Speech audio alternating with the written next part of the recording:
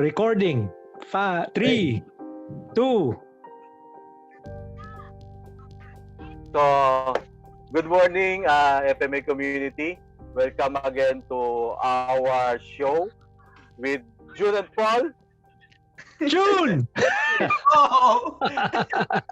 Hey! Yeah. And Anthony. So basically, our friends Karateng Garahe doesn't join yet, but hopefully they will join later. So I would like to welcome our friend. Medyo na-miss namin ito, si Eric Acosta. So, Eric, gusto na po? Kamusta? Welcome. So welcome Kuya Eric on our show. So basically, Thank you. I hope this will be very much informative, technical, in a different aspect of self-defense, which is more on gun-related topics. So we will learn a lot on this show.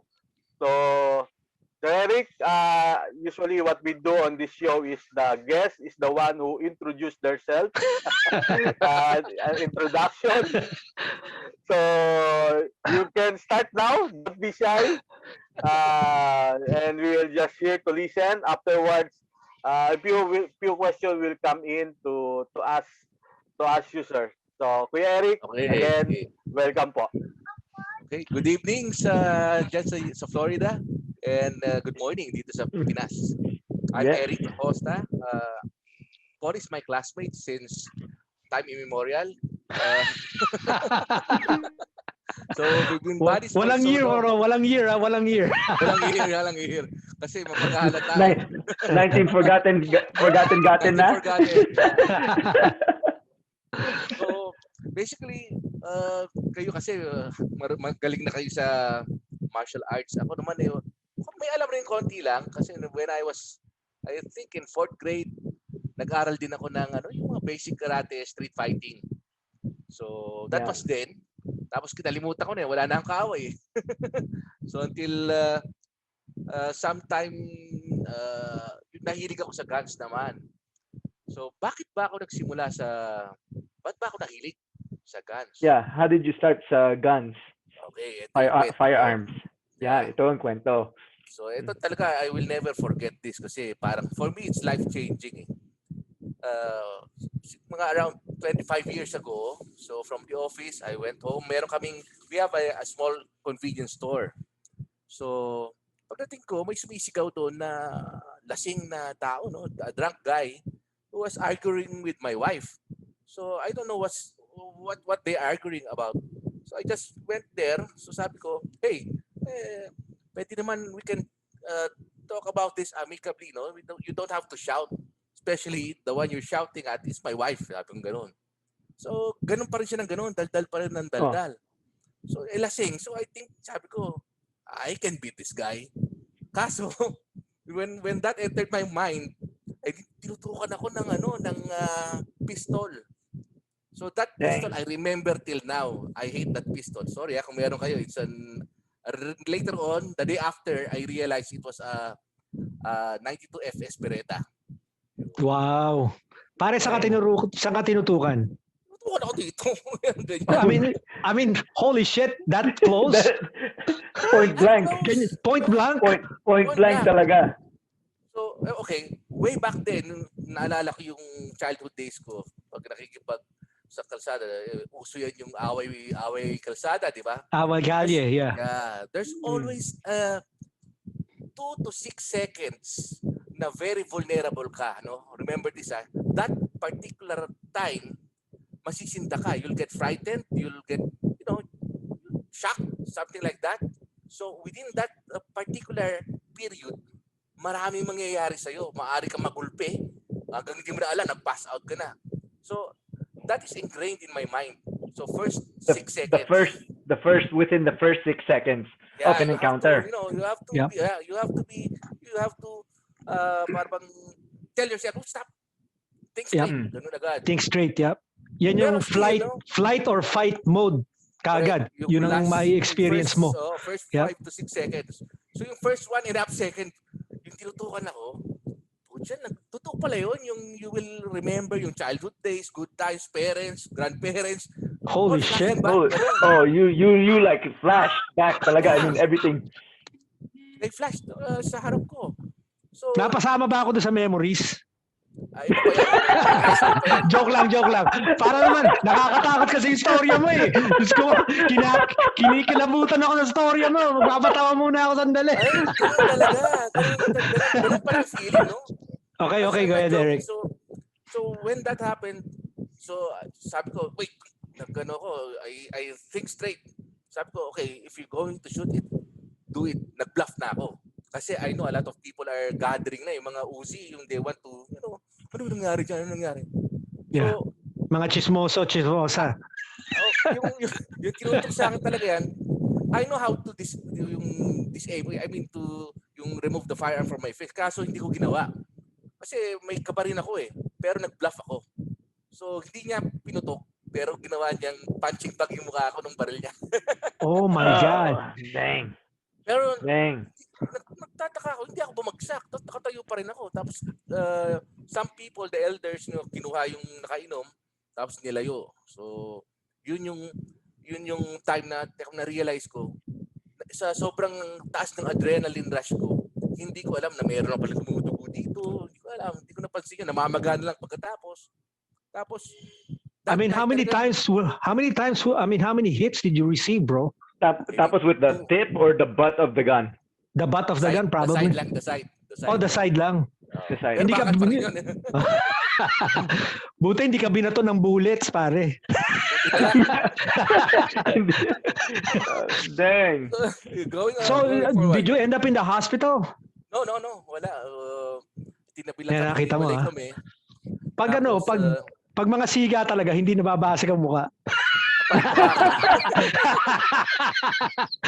Pero narinig ko yung tama ba? Lakas eh. Kasi bakal. Yeah, of course. Bakal eh. Parang by then, do you already know how to do you already know any concept about guns when that happened? No, none. None, at all. zero. As in Pero zero. Yung pag yung away kalsada, di ba? Basta may Yeah. hawak, maghahampas ka. I know how to yung counter the attack. Kaso ito, this is a gun. So, maliit Mahirap. lang yung galaw niya, patay ka. Patay ka, yeah. Pare, napansin mo ba kung yung finger niya nasa trigger? Nasa trigger eh. Nasa trigger, holy. Trigger, Siyempre. as in ready. Kaya Dang. talaga, yung focus ko talagang nawala yun, nag-blur lahat nasa paligid. Nakikita ko lang yung mismong baril. Barrel, yung Yung barrel mismo. As in Oh. barrel. Yung umahawak ng baril. Yung barrel ng barrel. Yun lang nakikita mo. Nakafocus ako doon. Wala na, nag-tunnel vision na yun, di ba? So wala na, Yeah. blurred na yan. Tapos later on, that night, napag-isip-isip ko, teka muna, ano ba yun? Ba't ba yung maraming taong natatakot doon? Kasi syempre, baril nga yun. Pero Yeah. instead of being afraid of guns, yung inisip ko na I must know about that thing. So after 2 Yeah. days, punta ako sa Makati Cinema Square, there's a gun range there. So nood lang ako. Tapos then, pwede pala mag-rent. Sige, rent ako. So mamaya, putok-putok, tinuturuan ako ng range officer. Sabi niya, ganito. Okay, sige. Uy, maganda pala, tama ako. Siguro, the next 3 months, puro stationary shooting lang ang ginagawa ko. Stationary, yeah. Tapos, nagkaroon ng sale nagkaroon ng gun show, nagkaroon ng sale. Nakabili na ako. Tapos ganun pa rin, nabore na ako sa Makatuwid kasi yung ginagawa nating that torture. Hindi na ako nag-thrill doon eh. Yeah. Sabi ko, how about some movement? So, I have friends who compete. So, sige, sali ako. Gusto ko lang gumay-galaw, may movement. Right to left. Diba? So, may movement. So, sige, sali naman ako. Yung first shoot fest ko was a level 3. Level 3 shoot fest. That means that's around 16 courses of fire. So, ang ammo gamit ko 300 rounds. 300 rounds, holy God. As my first competition. First competition, yeah. I was thinking I'll be ending up at the last part. Pero swerte ko, nasa middle na ako. First time ko. Nasa middle Wow. na. Dang. Dang. Yeah, so then after that, sali ako sa competitions, practice ako weekly. Talagang I practice weekly. So sometimes twice a week. Naglalaro ako, maabot ako kung saan-saan sa Luzon para lang pumutok. Wow. From pistol, nakita ko yung isang kasama ko nagsha-shotgun. Maganda ba yan? So, try ako. Maganda rin yung tama ako. Patry nga. Bili rin ako ng shotgun. So, semi. So, bumibilis na ako sa semi. Sabi ko, teka muna, may auto pala yan. Auto. You know what? Ito some guys buy an auto, yung auto na shotgun, yung dire-diretso lang. Some buys the pump. The pump, shotgun. Yeah. Pero if you're practiced with yung pump lang, kasing bilis mo lang yung putok nung semi-auto na shotgun. Kasi nagkaroon kami ng sa Spades, doon sa ating range, nagkaroon kami ng man versus man. Auto sa kanya, pump sa akin, nauna pa ako. nauna pa ako maubos yung bala. Ganun lang, practice lang yan. Then, mamaya, nauso nung bandang year 2000, lumuwag yung rifles, yung mga 223, 556, M4, na rifles ba. Kami yung unang batch sa Pilipinas na nagpasimuno ng maglaro kasi marami kami nabibila na somewhere under the table. So yun, so rifle naman.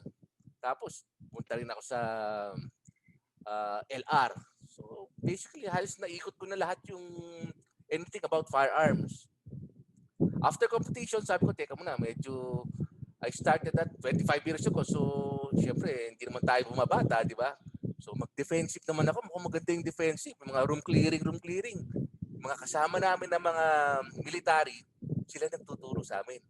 So how to room clear by twos or kahit ikaw lang mag-isa. So yan, tinuro sa amin yan. Mindsetting din. Mindsetting, by the way, is very important, no? Kasi sa self-defense scenario, ang mangyayari talaga, ang tunay na mangyayari dyan is it's either you or he is dead, di ba? So better sila na lang, huwag na tayo, di ba? So ganun ang mindset mo. So like me, for example, I'm very simple guy. Pero pag pumasok sila sa domain ko, na tingin ko mapapahamak yung pamilya ko, ibang usapan yun. Kasi alam nyo ba, sa bahay ko dito, nagpa-practice kami may sons, no? Nagpa-practice kami how to maneuver in CQB, close quarters, no? Ginagawa namin lalo na nung time na last year, puros hindi kami makalabas dahil nasa COVID, di ba? Lahat ng kwarto, lahat ng floors dito, talagang iniisa namin, pati yung room clearing sa hagdanan, paakyat. Ginagawa na parang nga kaming tanga pero pinapanood naman namin. Tapos, I also invested heavily on trainings. Pag may mga training dyan, sali ako, okay, babayad ako doon. So, I learned yung mga style nila. Ano ba yung style noon, saka style ngayon ng civilian, ano ba style ng military. Iba sila iba yung style ng civilian sa military, no? For example, ang civilian, ang ginagawa niya, syempre, maingat siya, makatama sa mga, tamaan bystanders or something. So, baka may kilala ka, mother-in-law mo pala yung lumitaw, barilin mo agad. Mother-in-law naman eh. Diba? Joke lang. Iba yung mother-in-law ko, labak ko. Alam ko. Joke lang. Military style, talagang bubuhusan nila ng bahala yan. Wala silang pakialam. Basta ang objective nila, clear the area, clear kung may hostage o wala. Hindi naman nila alam eh. Lahat tinitreat nila as bad guys. So ganoon ang sistema ng military CQB versus civilian. So I guess may idea sa kanila, may idea rin ako sa civilian. From what I think is best for me, yun ang kino-combine ko. Gaya ng turo ni Kuya Paul. Yep. Okay. Tuloy ko na. Medyo na-excite ako eh. Sige. Tuloy na. Tuloy. So okay.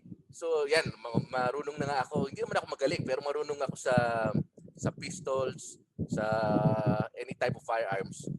Yung ibang mga police na sa local government, like for example, Pasay, we teach them yung proper handling. Kasi before, marami sa kanilang, during operation, marami sa kanilang nasasaksak. So, hindi nila mailabas yung weapon nila by the time na nailabas, na-draw nila yung gun nila, meron na silang butas. No? Kasi yung style ng knife fighting sa Pilipinas, lalo na yung mga common criminal, hindi mo alam kung kailan ilalabas yung knife until nakatusok na sa'yo. Nakatusok na sa'yo. Yep. Nakatusok. So they're not even using knives. They're using barbecue sticks. Yeah. Ball pens. Oh, anything na sharp yung dulo, they can use that. For example, yung may police dun sa may EDS sa Baclaran, meron silang question na mga nasa fishball vendors, di ba? Yung stick, 2 stick ang kinuha, kunyari yung kumakain ng squid ball. Squid, yeah. Tusok sa police. Holy cow. Ganun. So, iba sila dito. I guess sa Amerika, talagang magaganda knife nila, di ba? Dito, it's a different story. Kung pucha, di ba? Sipin mo, yung barbecue stick, itutusok sa tao. O ilang pulis na tinamaan nun. Yep. Barbecue stick. So, ang sabi ko kay Paul, what can we do? No? How can we create some time or some distance, to create some distance basically for us to enable to draw our weapon before being yung bago masaksak kami, di ba? So kasi naging Eric, kasi naging problema dun sa mga gun shooters din is yung lumabas na 21 feet rule. Yeah, oo. Maraming mga gun shooters na takot on that range. Ang layo kaya nun. Haba nung range na yun. Malayo, pero kaya kang saksakin nun. Correct. Malayo. Yeah. So go ahead, Eric. I'll let you finish the story. I just want to mention that. Hello, nawala yata. Yun, okay. So, dito, masikip yung area dito sa Pilipinas. So, it's basically bad breath length. So, that's 1 meter length ang lapit. So, do you still have time to react pag ganun? So, thanks to Paul, na-solusyonan niya yung how to create distance. No? Hindi mo basta bubunutan kasi andyan di ba? Matagal pa, it will take you 2 seconds bago mo bunutin. So, in 2 seconds, ang dami nang nangyari yun. Baka may 4 na saksakan na nun. So, yun ang concern. Ako, basically, concern ko pag nasa labas ako, bawa, may dala akong baril, may mga hold up sa akin. Pag kinold up ka, nakadikit na sa'yo yung kutsilyo Di ba? It's a matter of putting pressure. Tusok ka na. Diba? Yeah. So, yun. They really get close. Na-create niya yung sistema na we can do as a gun owner, pag concealed carry holder, to create distance and buy us time. Yun. Kaya yan, he's the man. He's the man. Hindi naman. I mean, actually, lumapit sa akin si Eric. At first, iniisip ko regular Filipino martial arts knife training lang ipapakita ko. But then, na-realize ko, nakita ko sila lahat talaga, naka-conceal weapon sila. Sabi ko, actually, it helped na merong isa pang nagturo. Kasi siya nauna. That made me realize maghihirapan ng mga gun owners to pull yung primary weapon. Yeah. Kaya sabi ko, teka muna, babaguhin ko yung turo. Hindi pwede to. Then, the creation happened. Am I right? So, thanks to Eric, actually. So, actually, yung program na yan, bro, just wanna let you know, dinala ko rin sa US. We teach them here now. Jun actually knows the program. Okay, good. Yeah. It's the one that's with the knife program. The knife program. Teka lang, yeah. Eric, a quick question. How long was the time na the event na tinutukan ka ng baril to you going through all the training and basically, how long was that from today? That was 25 years ago. Oh, okay. So 35, yeah. Pero yung the day after, talagang yung curiosity ko about guns, nagsimula na. So the next day after that incident, tanong na ako. Actually, Eric, imbis na naging anti-gun ka, naging pro-gun. That's amazing because most people will go to the other side. Yeah, some of them are, but sa akin kasi I got curious di ba? So yeah, sa akin, yung for me, bakit ako matatakot? Kasi yung fear is basically, you don't have any knowledge about it. Pero once you know, you have knowledge, yung fear mawawala eh. Di ba? Yeah. So curious, now that you've gotten all this training and have a little bit more awareness and understanding, thinking back sa moment na yon, is there a different way that you think it would play out or you would play it out? For sure, hindi na ako masasampal ng baril. Saka kukunin ko ng tao, I can disarm him the right way. Pare, mag-asawang sampal ba ginabot mo? Hindi na napansin, pero parang isang sighting na mamaga eh.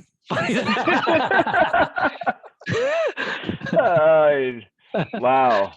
Well, that So- that really what a game changer that led you down a path. Yeah, totoo. How about si Mrs.? Ano nangyari kay Mrs., bro? Yeah, where was When she that during happened? that confrontation? She was there beside me. So, syempre, women, they talk a lot, So, hindi ko na napapansin kasi parang music na sa akin yung boses niya. Music to your ears na. Pero you know what, funny pero totoo to. When I started with the firearm, siya rin sabay kami. Pinili ko din siya. Tapos, Wow.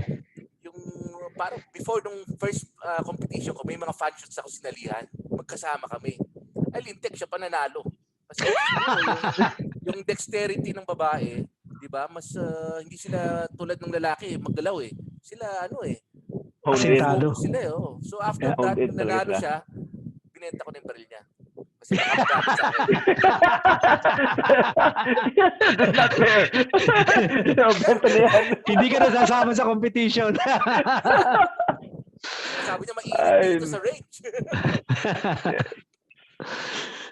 So now So- being that you're a little bit more about yourself now. I mean, in terms of your involvement with firearms. I mean, that was a pivotal moment na shifted your attention and awareness to it. Now your role in the firearm community. Well, they know I teach people yung basic marksmanship saka yung laws, Philippine firearm laws. So tinuturo namin yun. Saka gun safety, right? Kaya kasama na yun, kasama na gun safety, Yeah. gun laws. More So- more civilian based or more law enforcement based or both? Both, basically both. Okay. Nice. So actually, kahit na ako ex-military, I didn't have proper gun training. Actually, I approached Eric and I actually asked Eric to teach me. Siya actually when I want to go back into firearms, I told Eric to teach me as if I don't know anything. Bro, ang higpit ni Eric magturuan. Do you still remember what you did? So safety. Ano nangyari? Share naman. Well, he wants. Go ahead, Eric. You tell the story. You do it. No, go ahead. Madaya si Eric, bro. Tuturuan ka ng dry fire, tapos sisingitan niya ng bala. So you don't know, you're dry firing. Sabi niya, pakita ng baril. Then you'll put an ammo in there. And then you don't know. You just want to see if I'm going to flinch. Yeah. So you see, diba? If you're not anticipating the recoil, maganda ang tama mo. Yeah. Diba? But Actually- the common problem Yeah. the common problem with newbies, they anticipate the recoil. So before the gun fires, gumagalaw na sila. So wala na yung target nila dun sa area.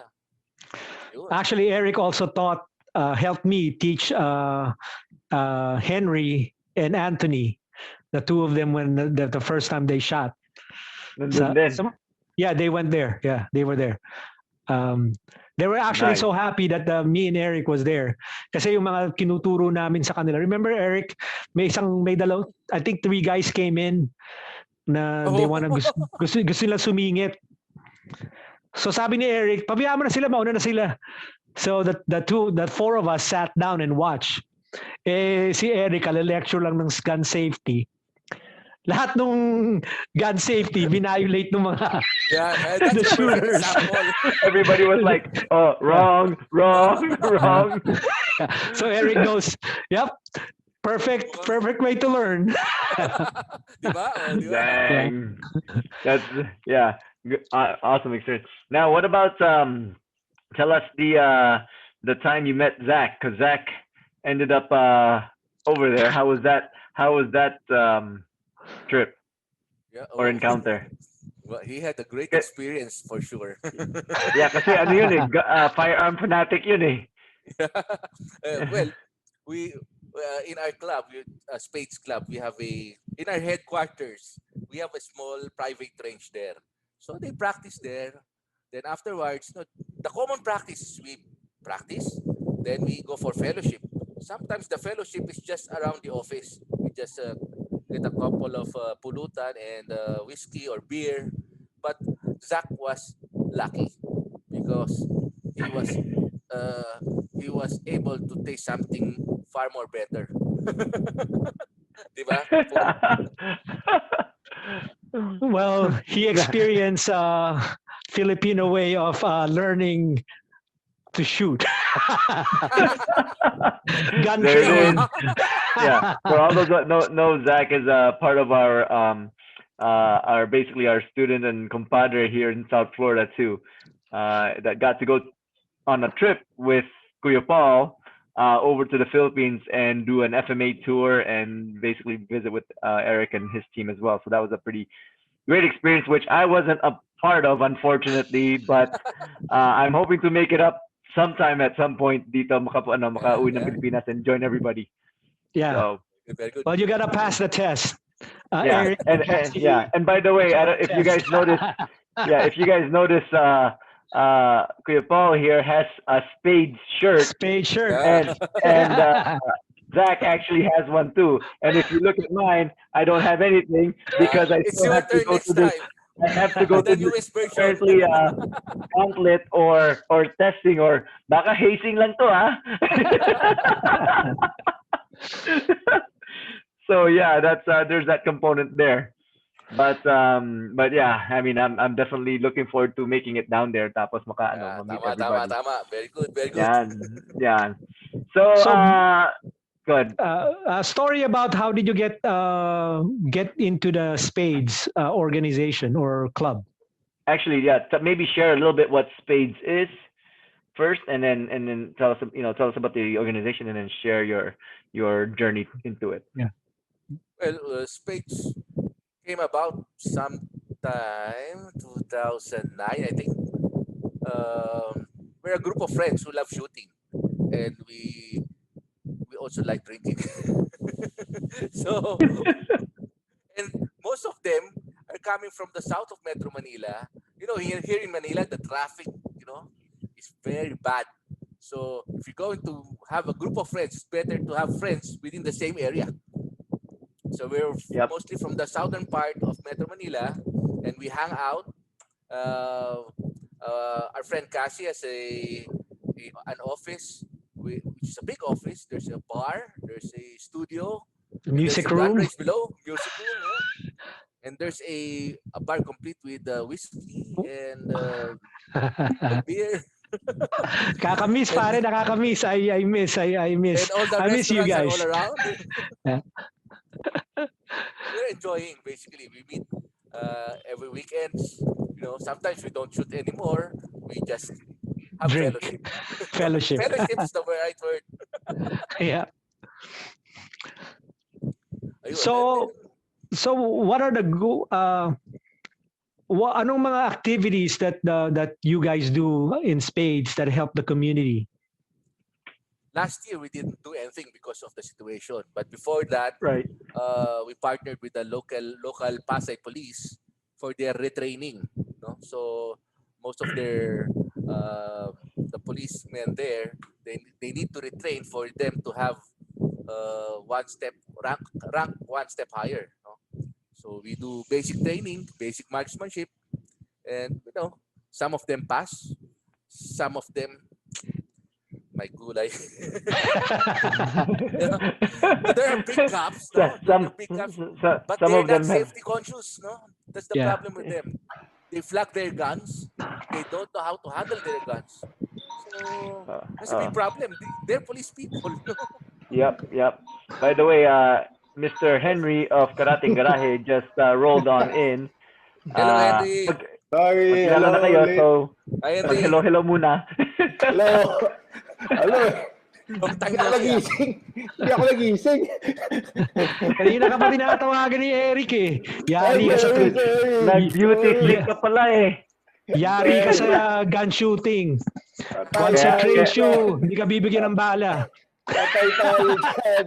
Sige, nakikinig ako. Naayos ko lang yung ano ko, yung camera ko. Yeah. Yeah. Oh, tinatawag ka sa likod mo. Yeah, I know. Teka lang. Yeah. Well, now that Henry's on board, teka lang. You said Henry joined you guys at the range too at some point, di ba? Yep. Actually, late din si Henry nun eh. Ng bucha. Lang yata. Puro lang. Magka-reputasyon na ako dito, ha? Kaso malayo nga lang yung pinanggalingan ni Henry. Oo, malayo. That's malayo. So Yeah. in fairness, may ano, may Tama excuse. traffic. No, but I assume, Henry, you had previous experience with firearms though before this. Yes. Actually, ano lang, siguro nakapaputok ako informally ng baril, siguro less than 10 times. So and then how was had the formal experience? And how was it? How was the experience? Tell us about the experience with Spades and Mr. Eric Acosta over here. How was that encounter and experience? Unang-una, very thankful ako kasi very accommodating sila. In fact, binayaran ni lahat ng bala eh. Wala akong gastos eh. So thank you Thank you very much, Eric. As in at saka malaki yung difference nung yung sinabi ko nga kay Antoken, ang laki ng difference nung teka ito, ang laki ng difference nung yung nanonood ka nung pagbata ka, nanonood ka sa TV, di ba? Daming misinformation na nakukuha mo. So ibang-iba pala yung actual training ng baril. And ang laki ng emphasis on safety. Yeah, safety. Kasi yung mga informal na mga baril na ginawa ko, syempre mga barkada. Kahit naman ako may baril eh. Before. Yeah. Dahil sa dad ko. Kasi literally, tinuruan din ako ng dad ko yung four Rules. Four rules. Nakalimutan ko na. Pero iba kasi yung iba yung revolver, iba yung first time ako nag-shoot ng pistol. Sa simula, very safety, very parang I need to drill it in my head. Kasi ang automatic sa akin, ang hindi tinuro ng daddy ko is wag yung trigger out of the finger. Yeah. Kaya ako gusto ko parang pumatay agad. Di ba? Parati ako, up. Parati talaga lang doon sa finger eh. Saka di ba, bro, Henry, kita mo naman nung bumabaril kayo, either Eric will be there looking behind you or beside you. Yeah. Or ako. Hindi namin kayo pinababayaan kasi it's your first time shooting. Yes. Yeah. Saka tandaan mo yung tatlong lalaki nag-shoot na nagpahinga tayo. Lahat ng violation ginawa nila. Tinuro sa akin dyan. Tinan mo yan. Eric, so now, with the programs that you guys have in place, if an average citizen dyan sa Pilipinas is interested in checking it out or maybe getting into firearms and getting the proper training, what's your recommendations kung how do they go about it? Well, I guess right now I'll tell them to read the law first. Kasi if you want to learn and own a gun, there's a responsibility also, the legal responsibility. And if you don't renew your licenses, and then you bring your gun outside of your residence without the proper documents, you'll get jailed, and that's for 20 years. So first of all, you must tell yourself, okay, I want a gun to defend my family, but I want to know the law. So yun, lagi kong pinagsasama yung batas saka yung procedure sa owning a gun. So Eric, what's LTAP? Can you talk about that a little bit? Okay, yung LTAP, license to own and possess a firearm. That's a license for the person to own a gun. Can you there's a can you carry a gun already with that license? No, you cannot. You have to have another license. It's a permit to Mm. carry firearm So- outside the residence. So the first license is just to what? To establish For that the you know the person. laws and regs. No, for the yeah. person. Basically, that's right. You know the laws. You know you passed the neuro exam and the drug test, and you have no pending criminal record on file at that moment. Ayun. So LTAP is 2 years.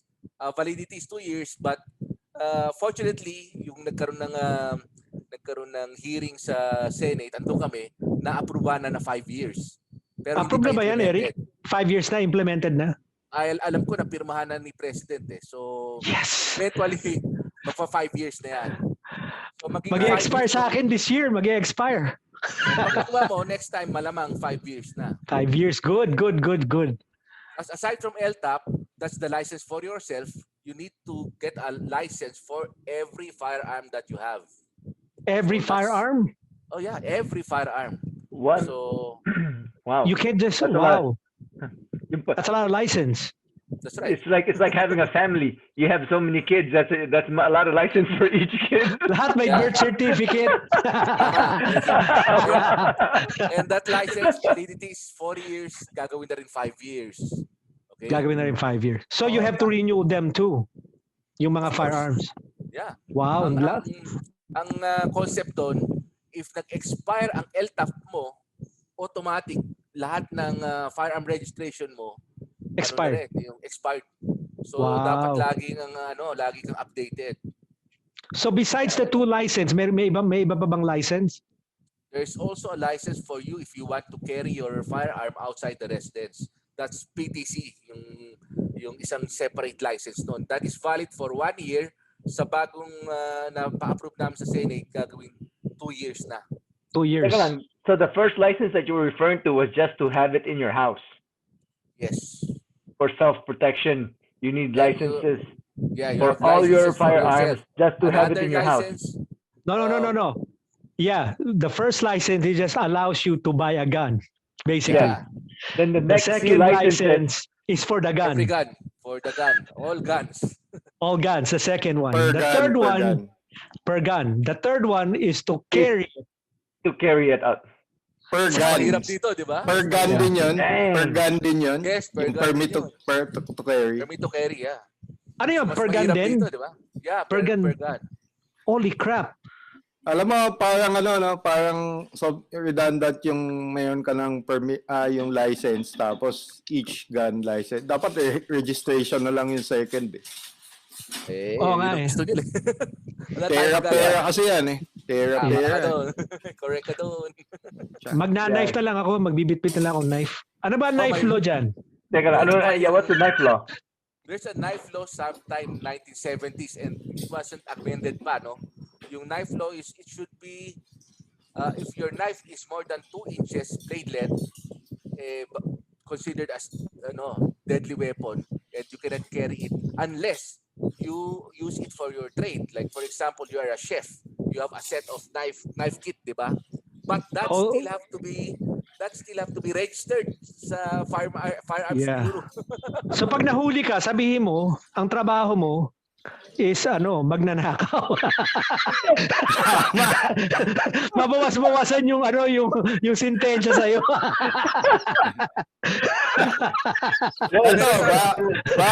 Baka, I need to register this. Officer, hold upper. Kaya kailangan ko ng kutsilyo. kailangan ko ng blade. Which one has a lower sentence? Being a hold upper or carrying a blade? So Eric, on a serious side, di ba? So you have to apply to get LTAP first, am I right? That's right. So after that, pwede na tayo magpunta ng, I just Gun wanna store. cover it again. We can go to the gun store and look for the gun that we want. Correct. Then you show your LTAP. proving Show that, your okay, LTAP. I'm qualified to buy. Oh. Correct. So after you buy, you're gonna get another license called what? The registration, the dealer will process the registration for you. Okay. So ngayon may baril na ako. I wanna carry it outside my house. Anong process naman yon? Well, there are two ways. The one is the legal way, which I will teach you. The other is the illegal way that I don't recommend. Okay. Well, we're gonna go legal way. Okay. So ano yung legal way, Eric? Ito makikita mo yung redundancy dito So if you want to have your firearm to apply for a permit to carry, you go to Krame, you bring your LTAP, you bring your license registration, then you need to present a threat assessment. A threat assessment. Yeah, Wow. that you have to get from your local police where you live. So there must be something, let's say, well, if you're married, then you have a valid threat assessment.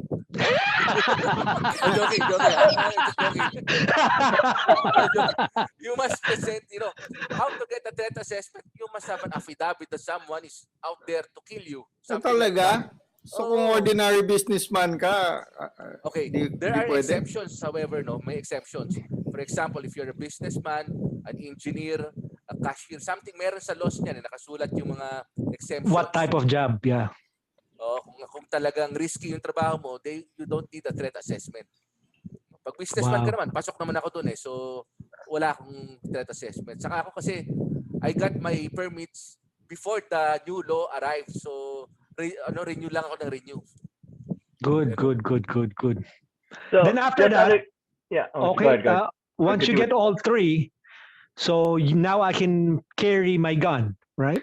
Yeah, you can carry your gun. Now, in the Philippines, how can I carry my gun? Baluti ko ng newspaper, kagaya ng kutsilyo? The permit to carry ID, at the back there are instructions. The instructions say it must be encased. Before it said it must be out of public view, but now they rephrased it and made it must be concealed in a bag. Ano yan? By the time na nabunot mo, siguro 5 bala na yung tumama sa'yo. Dati pwede inside waistband So wala. It's a matter of getting used. You have to practice draw from the bag. So you can lang and also when you get a bag, don't buy those tactical bags na obvious. No? Sometimes you know what? Sometimes I carry my gun inside a paper bag. Yung mga shopping bags. Dala ko lang ganun. Para hindi na pinapansin. Pero once you have yung mga tactical bag, di ba? Then the security guards know that there's something inside. Yeah. So, hassle pa. Yeah.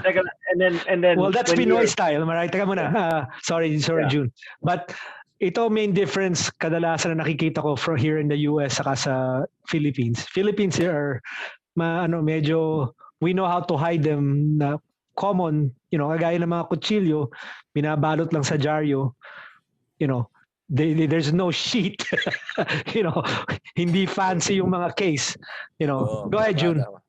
Yeah. Now, yung when carrying on person, in your bag, are you allowed to have one in the chamber or nothing in the chamber? It's your preference, but I carry mine with the chamber loaded. Yeah. Okay. I was just kind of curious if there was a variation of a regulation doon. June, do you carry one in the chamber? Sometimes yes, sometimes no. Yeah. Paano yan? Hindi ka consistent. Referring more to yes, there's one in the chamber. Eric, yan nakita mo, hindi consistent, Mahirap yun. Hindi mo, mahirap yun. Magkakamali ka. No, well, I mean, the thing is, and that's the thing. You really got to have confidence in your holster. That's what I was told. It's like you can't just get any holster. If you're gonna carry one in the chamber, you have to kind of be a little bit more trusting of your holster. But nakalusod, Eric, nakalusod si June. But I will say, ever since several conversations before, I've been more consistent about having one in the chamber. Yes. But I Kasi, wasn't before. yung having one in the chamber, dito sa Pilipinas, depende on the situation. If you're going outside in unfamiliar territories, then you have to Put do that. one. Yeah, Yeah. put one. Pero if it's a normal place naman na pinupuntahan mo, there's no threat, there's no, in your previous time na pumunta ka doon, there's no imminent danger. You Yeah. have to be relaxed. Okay lang, di ba? Sometimes, ngayon nga, hindi nga ako nagdadala ng gun sa bag ko eh. Kasi nasa bahay lang ako. Pare, andyan yung threat, di ba sabi mo?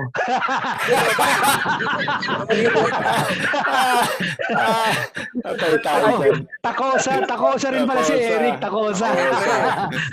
Vice President ako noon. Takosa Unite. Yes. So outside of the rules and regulations sa firearm carry dyan sa Pilipinas, what are some interesting tidbits on situational awareness, mga ganon? Or fundamental, mga ganon. Yeah. For Share me, naman. yung when we talk about situational awareness, hindi yan one time na makukuha mo eh. It's a collection of yung experiences in the past. For example, Agree.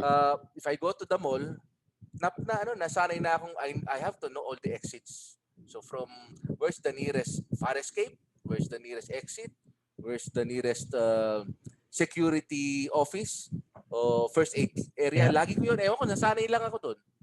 Tapos when I go, let's say for example sa mga bars, maingat rin ako. Every time na may nakikita akong mga nagiinom at lasing na at medyo may bukol, makikita ko naman may dala, di ba?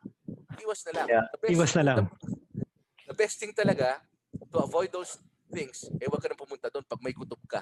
No, it's like kutob, iwas na lang. Yeah. Yeah. You don't have to, di ba, walang, nothing will befall on you kung iiwas ka di ba? That's the Yep. best way to do it. Now you think, Eric, because yung mga sinasabi mo, iwas to look at, areas where you can exit and whatnot, you think that developed yan because of owning a gun? Even before I was young, talagang nasanay na ako dyan. Pati let's say, position ko pag pumasok sa restaurant where I sit, I want to be placed in an area na may magkagulo doon, di ako tatama ng bote. Kaya tumo ng bote. So I want to see the view, alam ko kung saan sila nagdadaanan, Yes. Nasa bata pa ako, medyo na ako doon, napansin ko na yun eh. Observant, you have to be observant. Diba? Yeah. So let's just say, Eric, okay, a foreigner, a friend of us, let's say another Zach we bring. Give us 3 suggestion on being safe in the Philippines. Either being attacked by a gun or a knife. 3 things that they should be, na kumbaga caution, give them caution. Well, if it's his first time here, he has to be mindful of the culture ng Pilipino. Diba? Yes. Kasi ang foreigners, they're different from us. They're too open. They're very vocal. Tayo, tahimik tayo, pero mamaya, kakagating ka na pala. They have to be given some kind of introduction before they come here. Di ba? Yeah. Tapos, also, yung be with people na hindi ganun ka mayayabang, for example, yung ganun, kasi lapitan niya ng gulo eh. Yeah. Oh, one more. So going. Wait, you got one more. Two pa lang yun eh. Ito pala Isa ba? pa. Two more, yeah. One more. Be with good people like us. Yun lang. Baka mapaaway lalo yun. Mabait naman tayo eh. Mabait naman tayo. Yeah. Dapat alamin nila yung mga, it's like in any place naman eh. Dapat alamin nyo kung tanungin nyo sa local kung saan madugulo at saan hindi. It's like in any place naman. Correct. Yeah. Go ahead, Jun. Yeah. So my curiosity is kasi when I used to travel dyan sa Pilipinas, for business or even vacation, ang iniisip ko is like, okay, I need to have something for my carry. now I'm realizing that I needed a license for this knife, that gun, or something. So if I'm not able to, what are some recommendations for somebody who doesn't have a license or doesn't, have these things available to them legally, um, without being seriously in trouble? I mean, what are some protection options? Oh, that one. Kaibiganin niyo si Exactly. Eric. You can hire Eric as a bodyguard. You must have friends who has those things. Hang with them. No, seriously, no. No, that's I mean, serious though. I mean, in all seriousness, alam ko na, when my mom goes and depended to where she goes, it's like may kasama siya, and those tend to have the ones that have all the requirements. But me personally, I'm like, I don't know where I'm going and stuff and whatnot, and just for my own everyday carry that I'm so used to when I go travel, it's like I always try to have a little something, something. So I'm curious what your thoughts are of others that are coming into the country who want to try to do everyday carry, but they have to go through these they don't have the licenses. So what are their possible options? Well, to tell you frankly, you are a martial arts practitioner. You don't need a gun. You don't need a knife. You need a pen. You need a keychain. I have a keychain with it that looks like a Dulo sa with dulo. something pointed there. I just Yeah. bring it in my pocket, no, just in case Yep. someone tries to mag me. I have something to hit them with. Yeah. Actually, I do have a specific tactical pen. I mean, it's a real pen. Yeah, I have one too. Talagang but then I guess that now that you mentioned dulo sa dulo, I mean, that's actually a great opportunity for everybody that comes in to really appreciate more the dulo sa dulo just sa Pilipinas for I mean, it doesn't look like a tech weapon. I mean, it's not a tacky cool weapon. Actually, dulo sa dulo, you can get away with almost anything it's made of hard wood. But if you know how to use it, it's very effective. Actually, I think one time I showed that to the team, right? That's I just use a pen. I said this can be a dulo sa dulo. Yeah. Actually, walang pipigil sa'yo dito. Punta ka kahit sa mall. Bili ka lang, alam mo yung bag ng arnistic. Maglagay ka lang actual yantok. Walang hihinto sa'yo. Kasi No, actually, Henry, wrong ka dyan. Hinihinto ka. Nahinto ka na? Nahinto ka na? Marami. Nahinto ako kadalasan. Talaga? Yeah. Kasi PE yan eh. PE yan eh. PE yan, bro. Siguro. Takot sila. Pag student, pwede siguro. Pag student. Madami mga kutsilyo kasama yun sa sa harness stick mo. Baka naman tinitinan lang kung anong laman. Hindi, bro. They either you have to leave it to the guard. They know the use of it, basically. Okay lang yun. At least nasa loob ka na ng mall, di ba? Yeah. Pero sa labas, walang hinto sa'yo. Walang hinto sa'yo. But mas gusto ko dulo sa dulo kasi maliit. Yeah. Pwede mong, yeah. So Eric. Kakatawa naman mga guard dito eh. Hihintuin ka ng stick, pero yung barrel at saka ganada, hindi nila mahahanap yan. Actually, may incident, paso ako ng video, kagagawa ko lang ng knife ko kay Pabu, so I wanna display the blade that I made. So nilagay ko sa bag ko, nakaganto dito. Pasok ako ng video. Ginawa ko, tinago ko. Siguro pinapasok ko sa video for probably a good 2 weeks na, wala nakakapansin. Until I went to one branch. Yung guard doon, marunong. Actually, he walked and he stood beside me. Hindi siya, alam mo, ito maganda rito sa Pilipinas, alam nilang may dala akong knife, nakatago. Kasi pag ginanong ko yung kilikili ko, nakatago yung knife, hindi makikita. But tong guard na to, magaling tumingin. Nakita ko, tinitingnan yung knife ko. Sabi ni Utol, si Ray, Kuya, mukhang itong guard na to magaling, napansin yung knife mo. Hindi na tinutukan na tayo, hindi na tayo. Ang maganda ron is they didn't make a big scene. Kasi kung sa ibang location yun, they make a big deal out of it. And I might get kicked out of the video. But pinabayaan lang nila. They know I'm not doing any harm. I got my deposit or whatever. Hindi ko na alam kung ano yung transaction ko. Tapos pinakawalan ako. So Eric, what do you think about guns and knives? Do they need to be together when you're doing a daily carry? Yes, of course. They complement each other. Diba? Especially the Pabo made knife. Yes. Pistol grip. Pistol grip. Like that. So let me ask you something. So now, kasi ang law, di ba, is for the gun, it needs to be on the bag. So let's say you have the knife. Where do you have your knife? May pocket. May pocket. Pocket lang. Are you carrying a folding knife or a fixed blade? Folding. Folding. Sometimes a pair of folding in the front and at the back. Hindi mo nilalabas yung Pabo knife, ha? Talagang ginawa mo ng collection. May number. Baka Very mawala, good, very sayang. good. Yeah. Anthony, ikaw, may carry ka? May everyday carry ka? Ballpen. Pero meron ako dolo-dolo, pero bihira ko lang din dalhin. Pero ganun lang. How was your experience the first time you were shooting? You shot with us, Anthony. Kasama si Anthony doon? Yeah, si Anthony. Yeah. Oo. On time si Anthony, hindi kagaya ni Henry.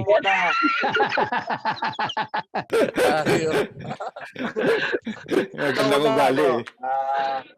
Nung makatama ko si Kuya Eric nga doon sa shooting, talagang para akong bata, talagang nakatingin doon sa lahat ng word kailangan mong pakinggan para safety.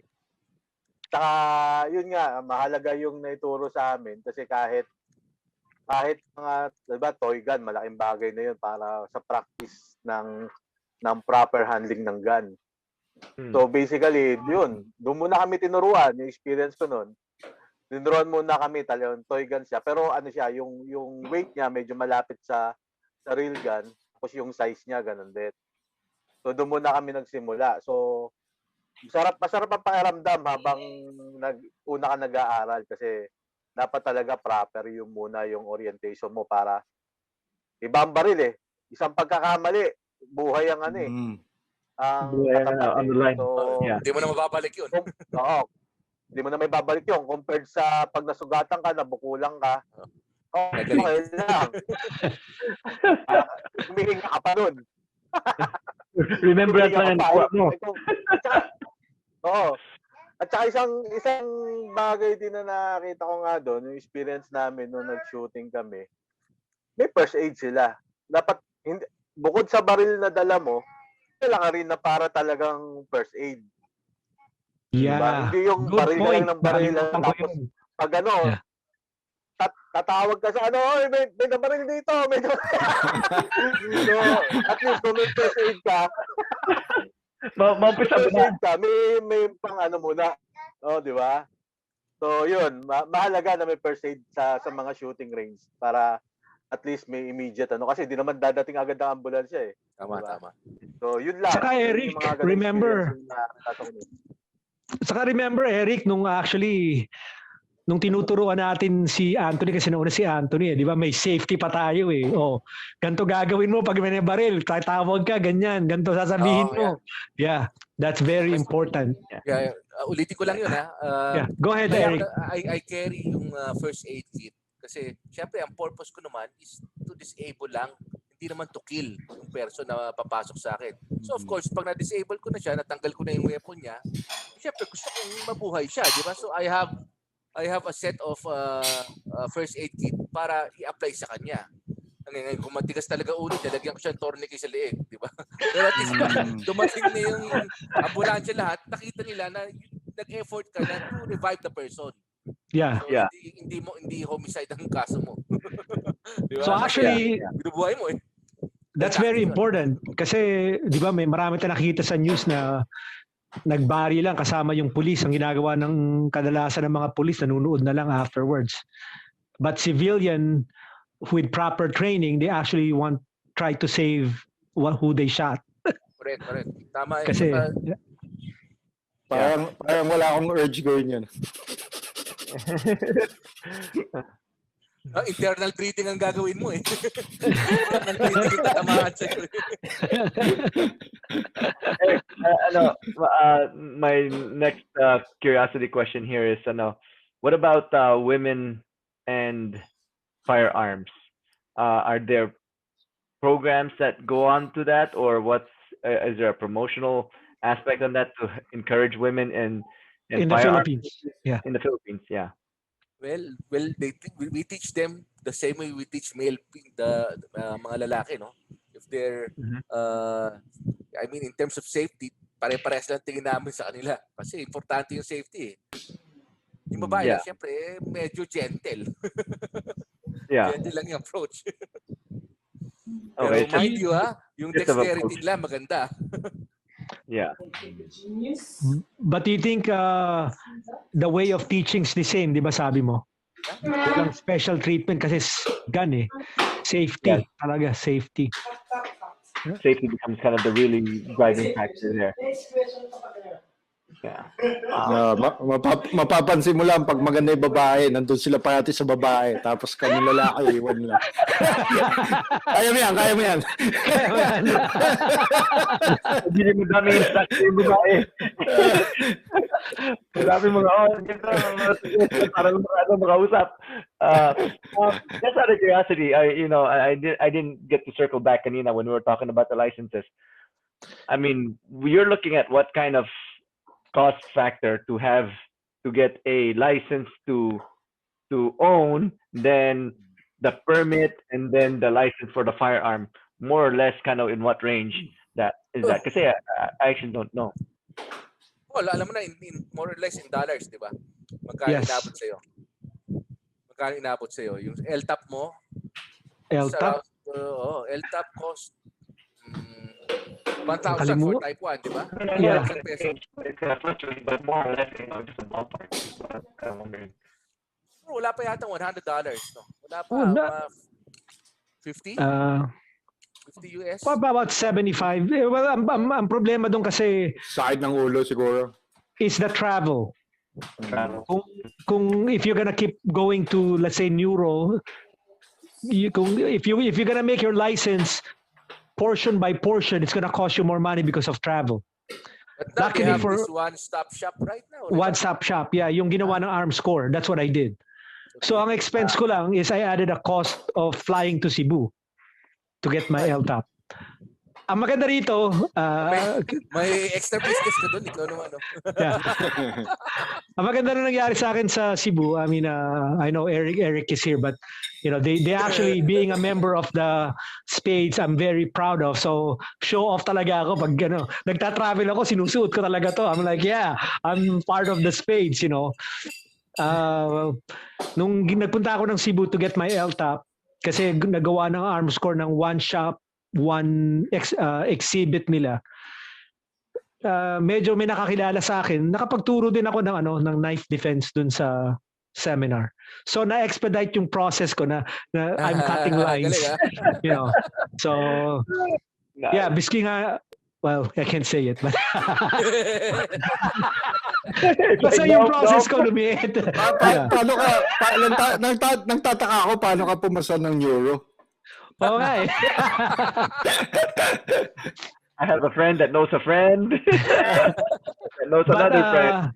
Actually, medyo nga disappointed ako kasi actually this year, Arms Corps invited me to teach again sa Manila saka sa what do you call this? Davao. Kaso COVID, so cancel lahat. So hopefully they still remember me next year. Yep. Oh yeah, August ka, tama-tama. August ang ang gun show. Gun show, yeah. November. So Eric, I mean, any other experiences that you encountered after owning the gun, and that made you want to learn more, o napa-trouble ka pa after learning to shoot? Well, nung natuto ko niyan, in terms of yung init ng ulo mo, talagang naging cool ka eh. Kasi, you can hurt people na eh. Diba? So kung, let's say, traffic road rage, minura ka, murahin mo na lang. Tapos, good riddance na lang, ganun. Di ba? Hindi cool ka na lang. Di ba? Kasi, you know you can do him harm. Also, when I compete, no, let's say, nagsumali ako sa competition, I'm not there basically to win. Gusto kong ma-experience yung course of fire. Tapos, I look at it in a way na real scenario to. So, ito, May kalabang ka talaga. This room is, andito yung room ng anak ko, ito yung room na ganyan. So, talagang iniisip ko, nag-enjoy tuloy ako. So, yung enjoyment factor ko, naging times 2. Nakapaglaro na ako, Nakapag-training ka pa. Nakapag-training ako, nag-enjoy pa ako. Kasi, di ba, ganun lagi isipin mo eh. Minsan kasi, like, alam niyo naman, mahal ang bala dito. Tapos, limited. Pag nasa range ka, walang nag-a-assist sa'yo, di stationary shooting ka, practice ka doon. Pero iba pa rin pag competition, may kakadyaw sa'yo. Tapos ako talaga enjoy ako pag na-visualize ko na yung course of fire, saan ako pupunta dito, saan ang galaw ko dito. Binibilang ko pa nga yung sa mind ko, I'm counting the steps going from one port to another port. So nasa mind ko yan, tumatakbo yan. Tapos from time to time, medyo hindi naman tayo bata na yung memory ko medyo nag-overload, nagkakamali, may nalilimutan ko.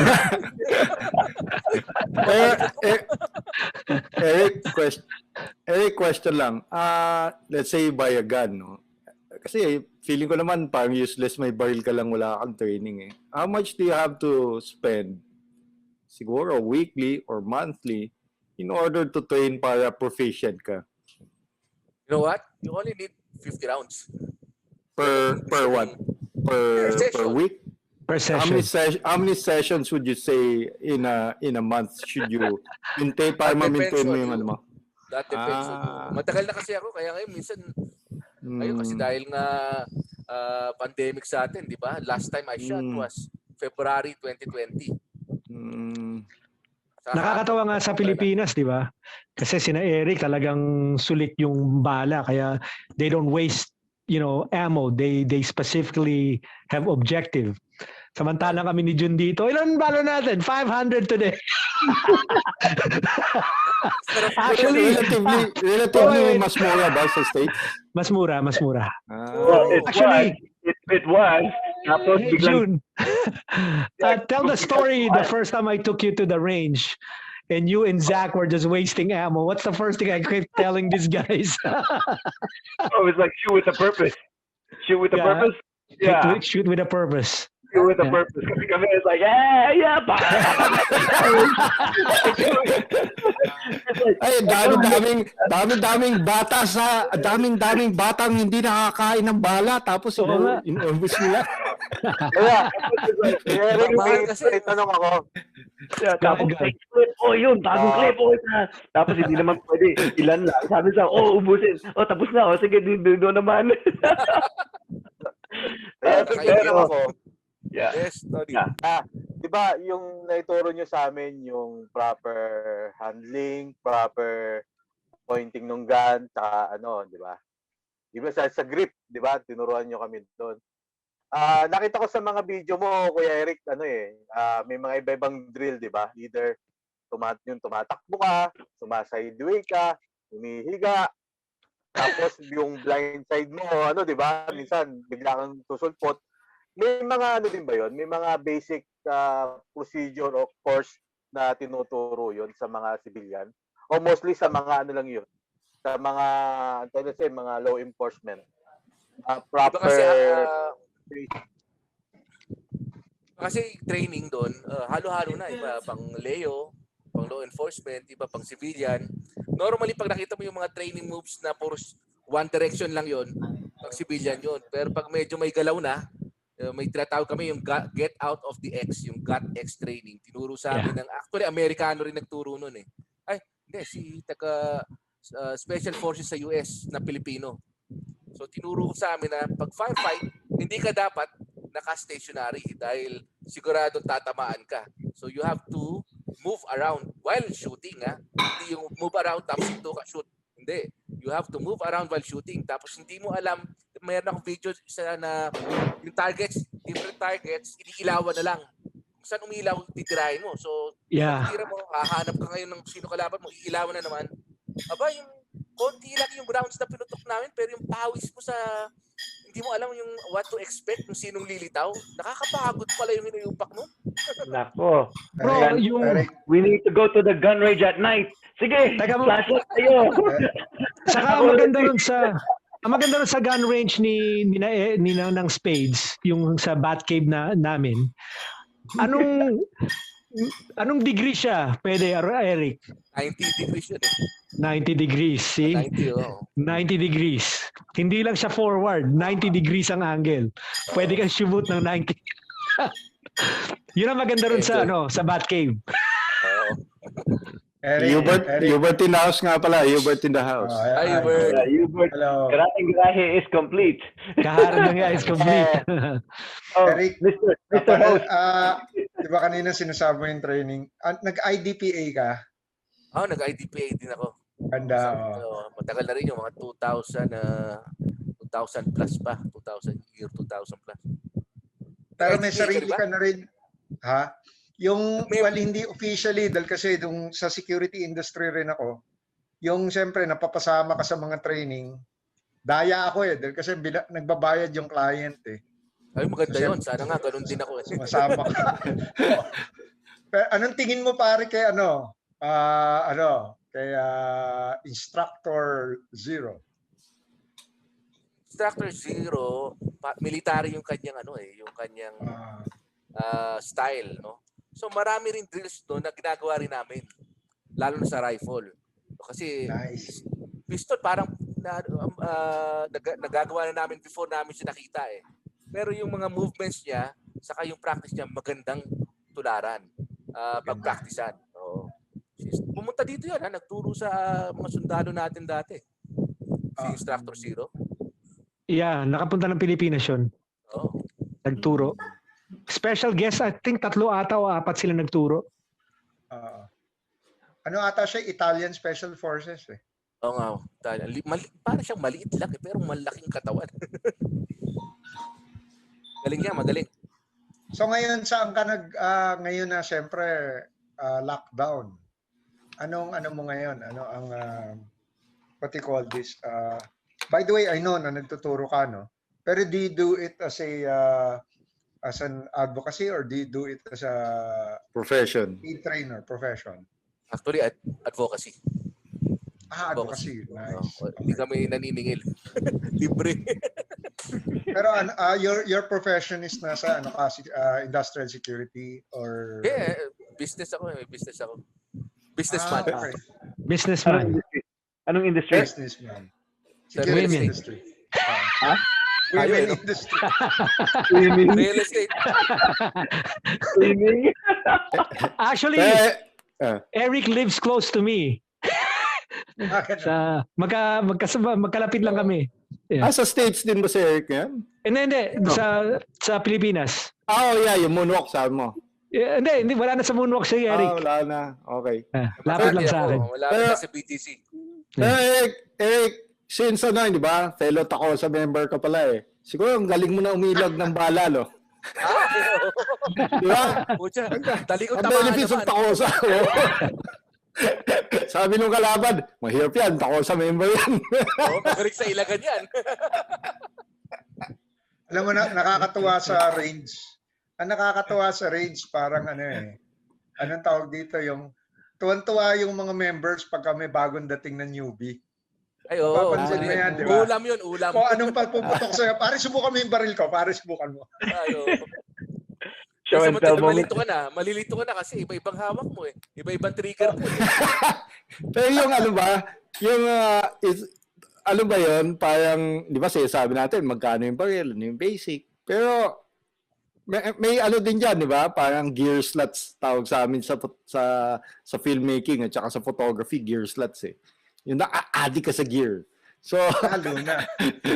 kumusta yan? Nakaka-addict ba ang gun gear? Oo naman, nakaka-addict yan. Lahat nga ng gamit ko, alam ng asawa ko, parang $300 lang halaga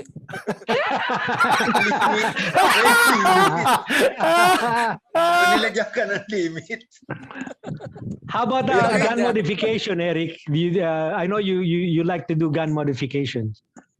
when I started, gusto ko siyempre, first time nung 25 years ago, yung unang gun ko na para ordnance na P1445, I have it souped out by Art Lantin. So every gun show, naka-display yun. Hindi ko maputok kasi naka-display lang.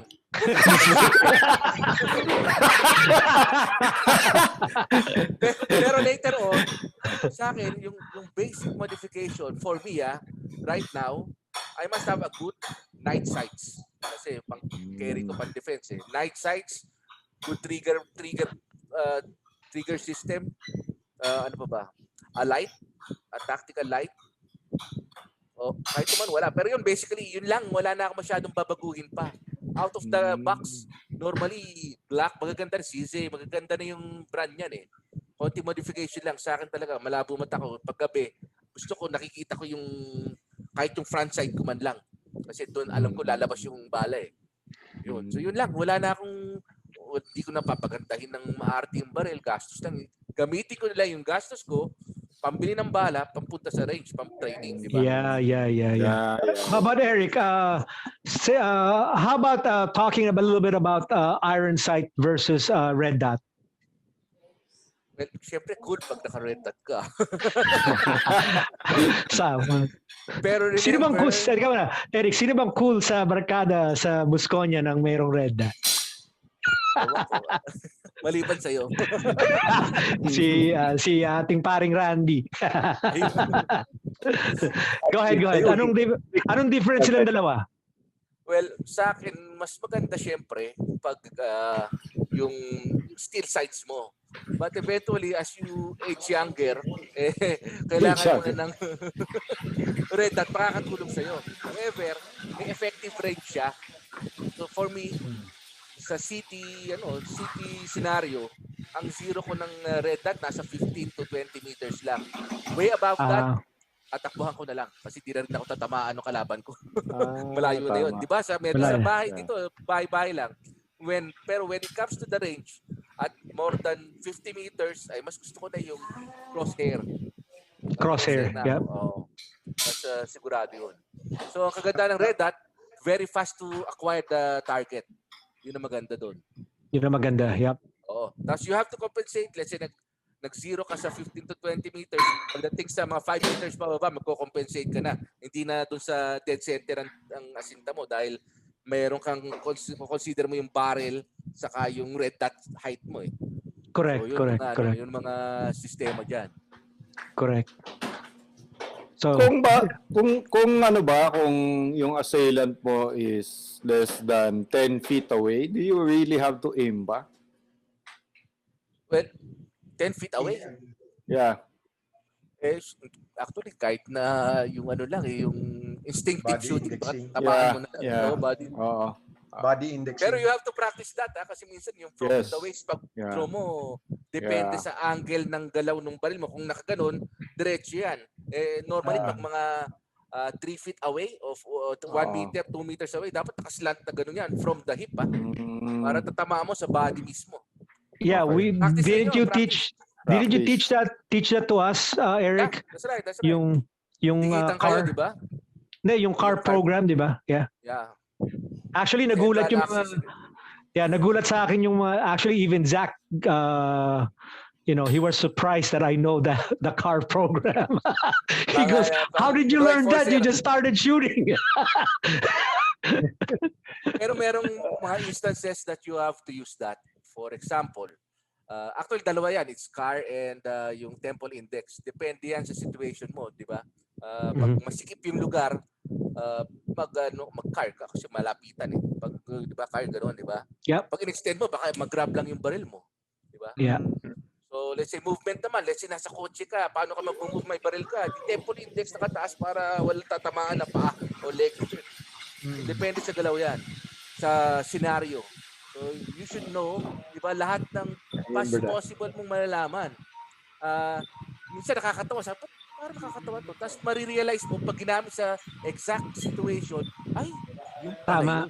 Yung ko gagamitin yun, dun lang. Dun lang. Hindi sa labas na nasa open air range tayo, tapos ganun ka. Mukha ka tanga. Yung mga ganun, Sir Eric, yung mga ganun, Sir Eric, yun yung mga, yung sa mga seminar, tinuturo ba yun, Sir? Yung Sir iba, Eric? tinuturo. Kasi ang seminar basically, ngayon is yung basic gun seminar, basic marksmanship, yung alignment ng baril lang, pero yung mga movements, advanced training na yun. Turo sa iyo yun, yung pang advanced na. Makakatipid ba yung yung kung may same model ka na airsoft? Oo, pwede. Okay naman kasi Diba? Basta you same treat model. the gun as loaded, basta ganun lagi yung rule number 1, di ba? Kaya sa akin, di ba, Jun, sabi ko, yung kahit naka-chamber loaded ka or hindi, it doesn't matter sa akin kasi once I see it, I always think of it na it's loaded. It's loaded. Diba? Yeah. I-clear ko lagi yan. Kahit wala yan laman o mayroon laman, i-clear ko yan. Automatic na. Kahit magpapairam ako sa'yo ng baril, i-clear ko muna yan. Pagpasok ko sa'yo, i-clear mo rin yun. Pagpasok Yes. Discipline talaga siya. Parang ano yan yung asawa mo kahit nakangiti, kahit maganda yung mood, always think it's loaded.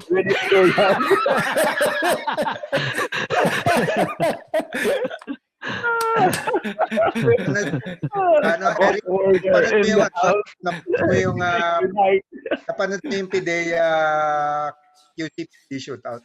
Oh, grabe, no? Grabe, no? Anong lessons nakita mo dun sa gunfight nila? Firefight nila? Well, hindi ko naman sila ma-blame, pero yung unang nakita ko sa may kotse, nagbabarilan, halos napatan, di magkatamaan. Di ba? Siguro adrenaline rush na kasi nakadalawang kamay na siyang ganun. Tapos nasa front siya ng kotse, the other guys at the back, nagbabarilan sila, hindi sila tatamaan. So, kasi yan na-notice ko yan kahit kami sa Rumble Yung speed mo, magugulat ka sa speed mo makaiwas Kasi minsan katulad nung pinalo ako sa ulo ng tubo, hindi ko nakita. Yung ulo ko mismo kumilos ng ganun. Oh, galing. So ibig sabihin, pag malapitan, siyempre pag tinitira mo is dead target hindi naman gumagalaw yun Pero magugulat ka, di ba, pagka ginanong ka ng aso, di ba, bilis mo gumanon. Bilis mo mag-react. Palagay ko yun palagay ko yun Kasi di ba nung initial fire, yung unang pinatay, tumakbo ng ganon, di ba? Yung unang binanatan, hindi siya aware. Pok, bagsak. Pero nung nagka-awareness na ng putukan doon, so parang nagpapatindero sila. Magandang training ang patintero. Tapos tumama doon sa guy na 'di ba yung nakita mo yung nakita mo yung 'di ba yung binanatan, so 'di ba may pumunta dito, may mga barrel from the other side facing the camera. So yung buha barrel sa kanya 'di ba hindi niya man tamaan kasi aware siya, 'di ba? Ang tumama sa kanya is dito sa likod. Siguro yung boxing, yung hindi mo makita, yun ang papatay sa iyo. Wala, yun lang. Yung tingnan mo lahat ng hindi tinamaan, lahat yun may asawa Ba talaga? Ma-record natin yan.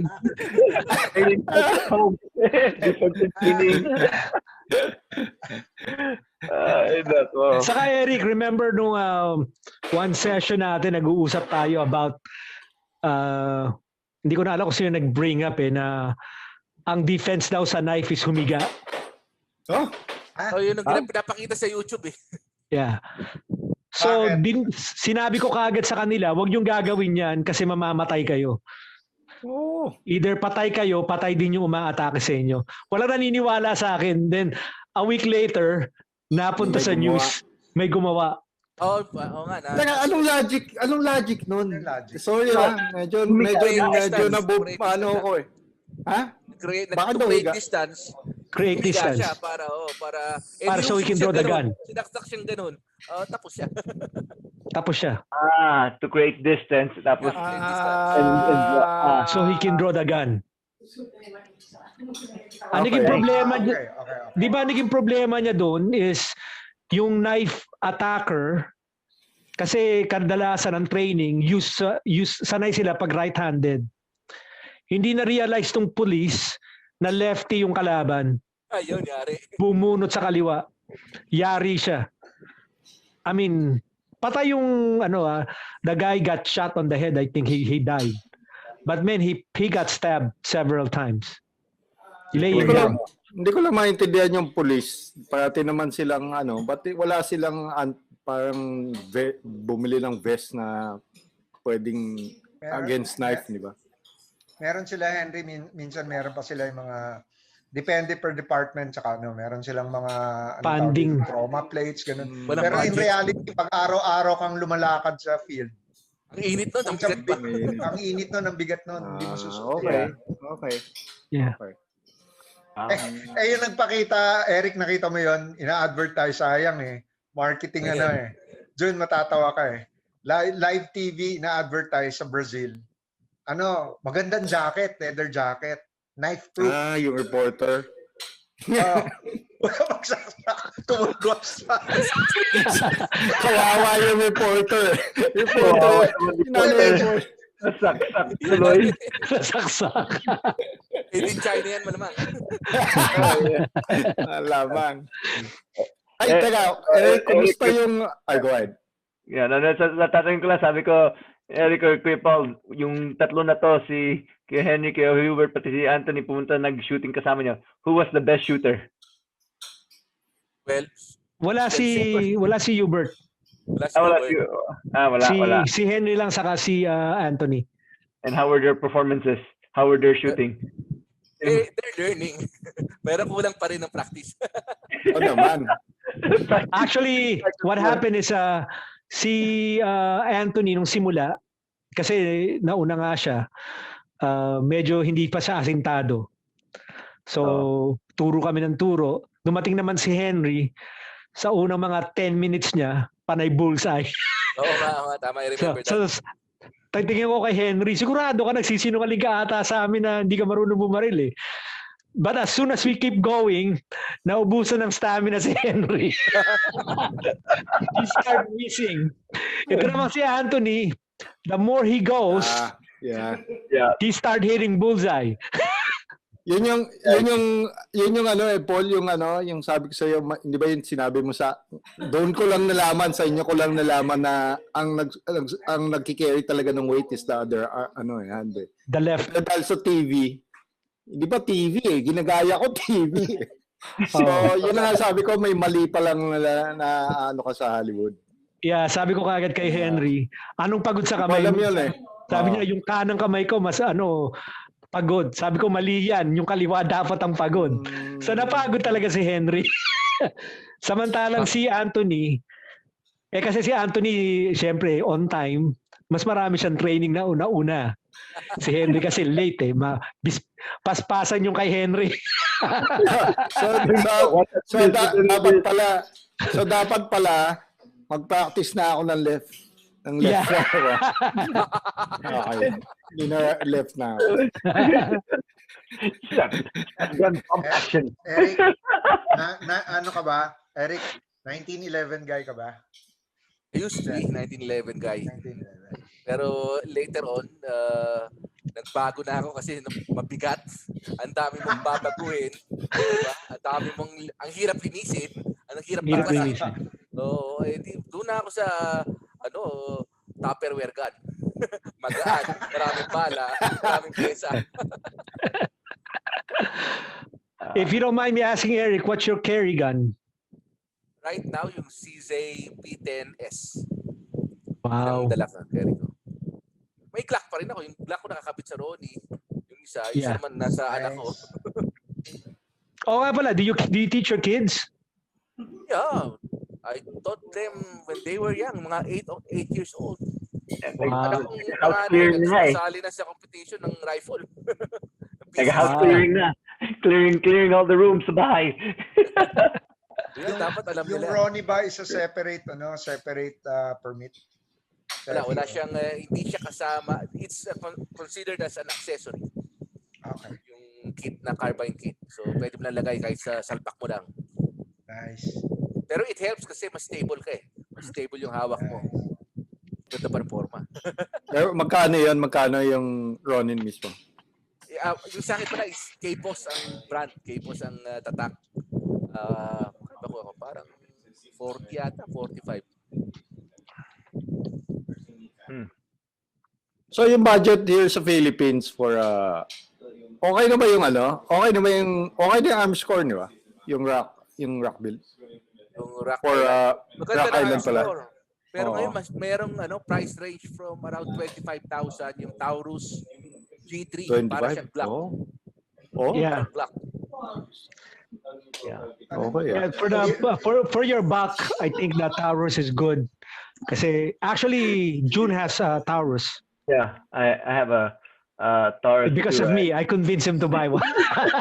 Saan gawa ang Taurus? Saan gawa Taurus? Florida.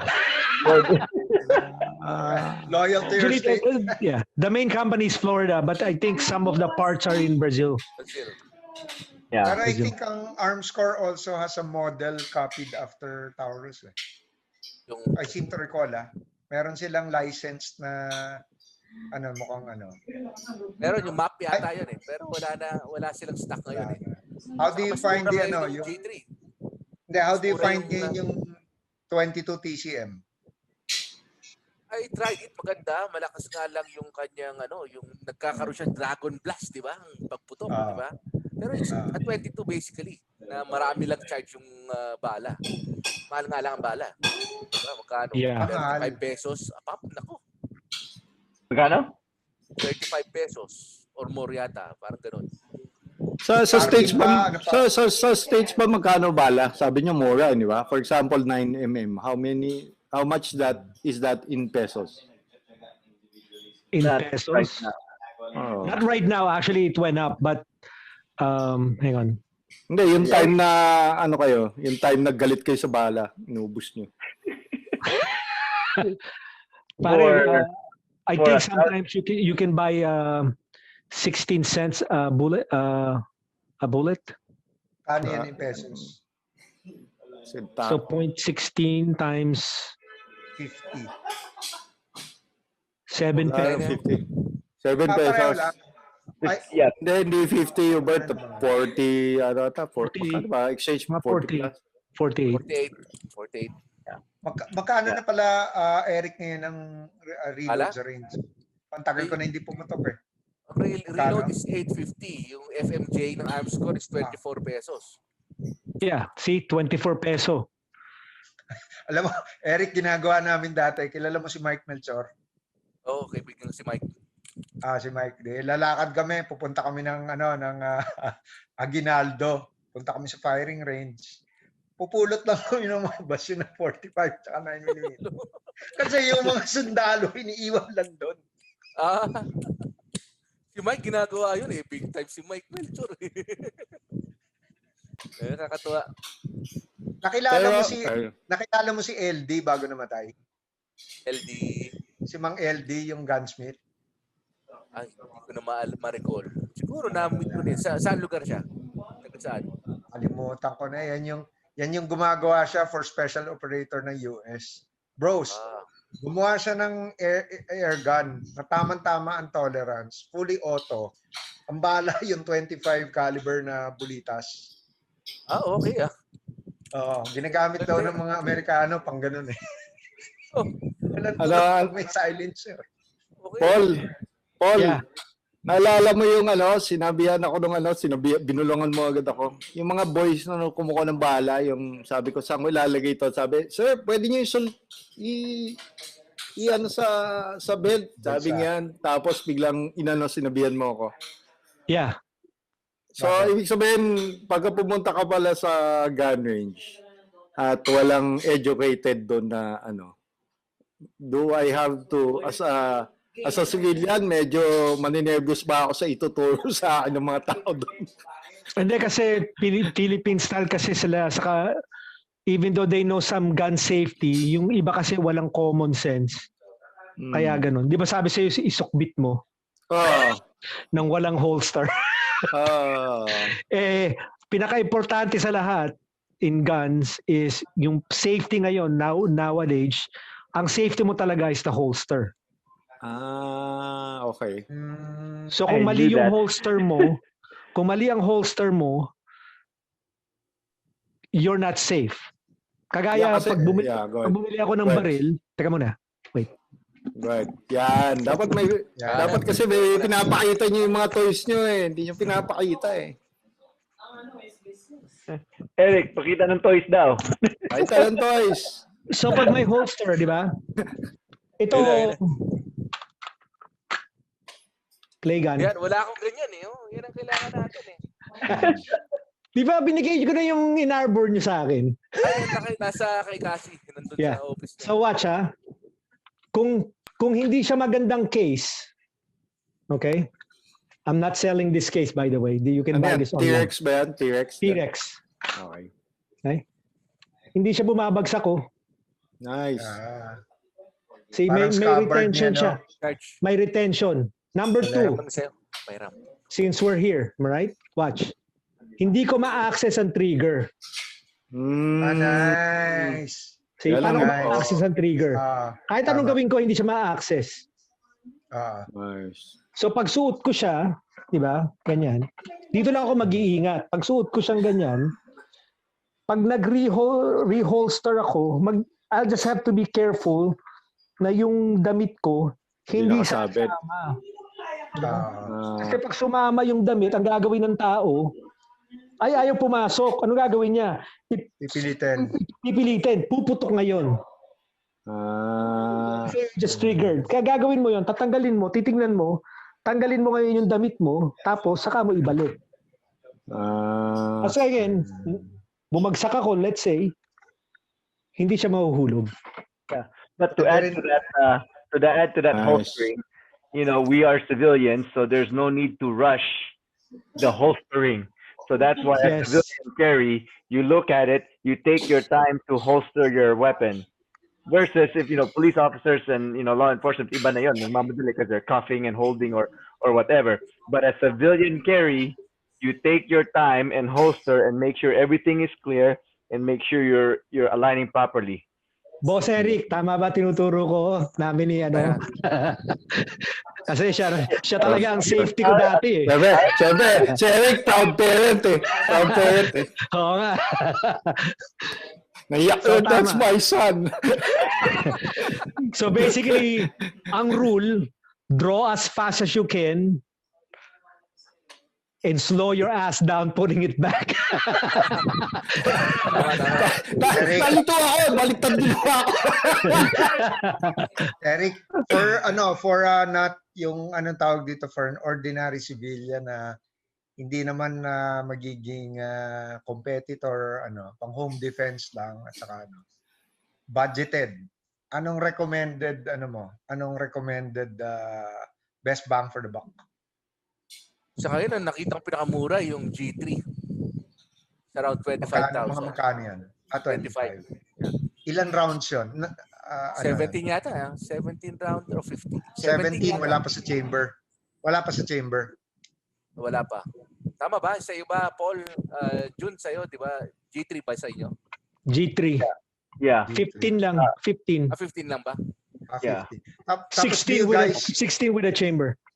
Kaya, do you guys recommend a chamber around on the chamber? Actually, yes. Actually, it took me a while before I put one on the chamber. Yeah, it's very intimidating. You need to be ready. Very intimidating. You have to be ready. I mean, hindi porket yung kaibigan mo is one on the chamber, gagayahin mo siya. Hindi ka naman komportable. Don't do that. Actually, it's been a big thing that Paul's been pushing me before kasi I was like, no, I don't want to carry in the chamber. Tapos you start thinking about it and analyzing it about the amount of time it takes you to draw and then have to rack. That's one thing. That's one component. The second thing, napaisip din ako, if somebody is threatened, let's just say I was able to draw. If somebody is confronting me tapos nakita nila ako mag-rack, what are they gonna think? Yung parang, oh shit, I need to attack this guy. Seconds. Remember the 6 seconds. That's another full few seconds. Kahit na my intent is not to shoot him. I mean not to shoot him. You take it out when you intend to shoot. But I mean, if there's any hope of not firing and everybody walking away, but the fact that I racked my gun, parang okay, changes the energy. Eric, ikaw. Si Eric. Anong mo? Yan nga, One in beginner. One in the chamber, syempre. One in the chamber. Chamber. Yung turo na sa amin, kasi yung just in case na wala kang naka-chamber. Wala kang naka-chamber, di ba, nandito? Paghugot mo ng ganon, di ba? Tube. Ano yan? Israel style. Yeah, Israel style. Pero Israel mas maganda pa rin naka-chamber, pero just in case wala, may ano pa rin siya. Meron pa rin siyang... Alam mo, Actually, dahil wala akong budget, hindi naman ako tinitain. Tapos sabi ko, pucha, COVID, parang gusto ko na lang bumili ng revolver. Ito kagandahan kasi, no? Like, for example, saan ba nangyari ang common shootout? Alam mo, nasa kotse ka. So, hawak ka sa manibela. So, yung isang baril mo, sasabihin natin, nasa gilid mo lang. Yeah. Tapos may lumapit sa yung hold upin ka. Kakasa mo pa ba? Siyempre, pag tukot mo, isang hand mo is nakahawak sa manibela, pag kuha mo, putok mo na. Hindi mo na kailangan ikasama. Tama. Diba? Tama. Yun ang isang sa akin. mali ka dyan, Eric. Oh. Train kami as Fernando Po Jr. Kaya namin. Yung Kumakasa na mag-isa yun. Ginaganon ko na kumakasa. May magandang product. May magandang product dati na.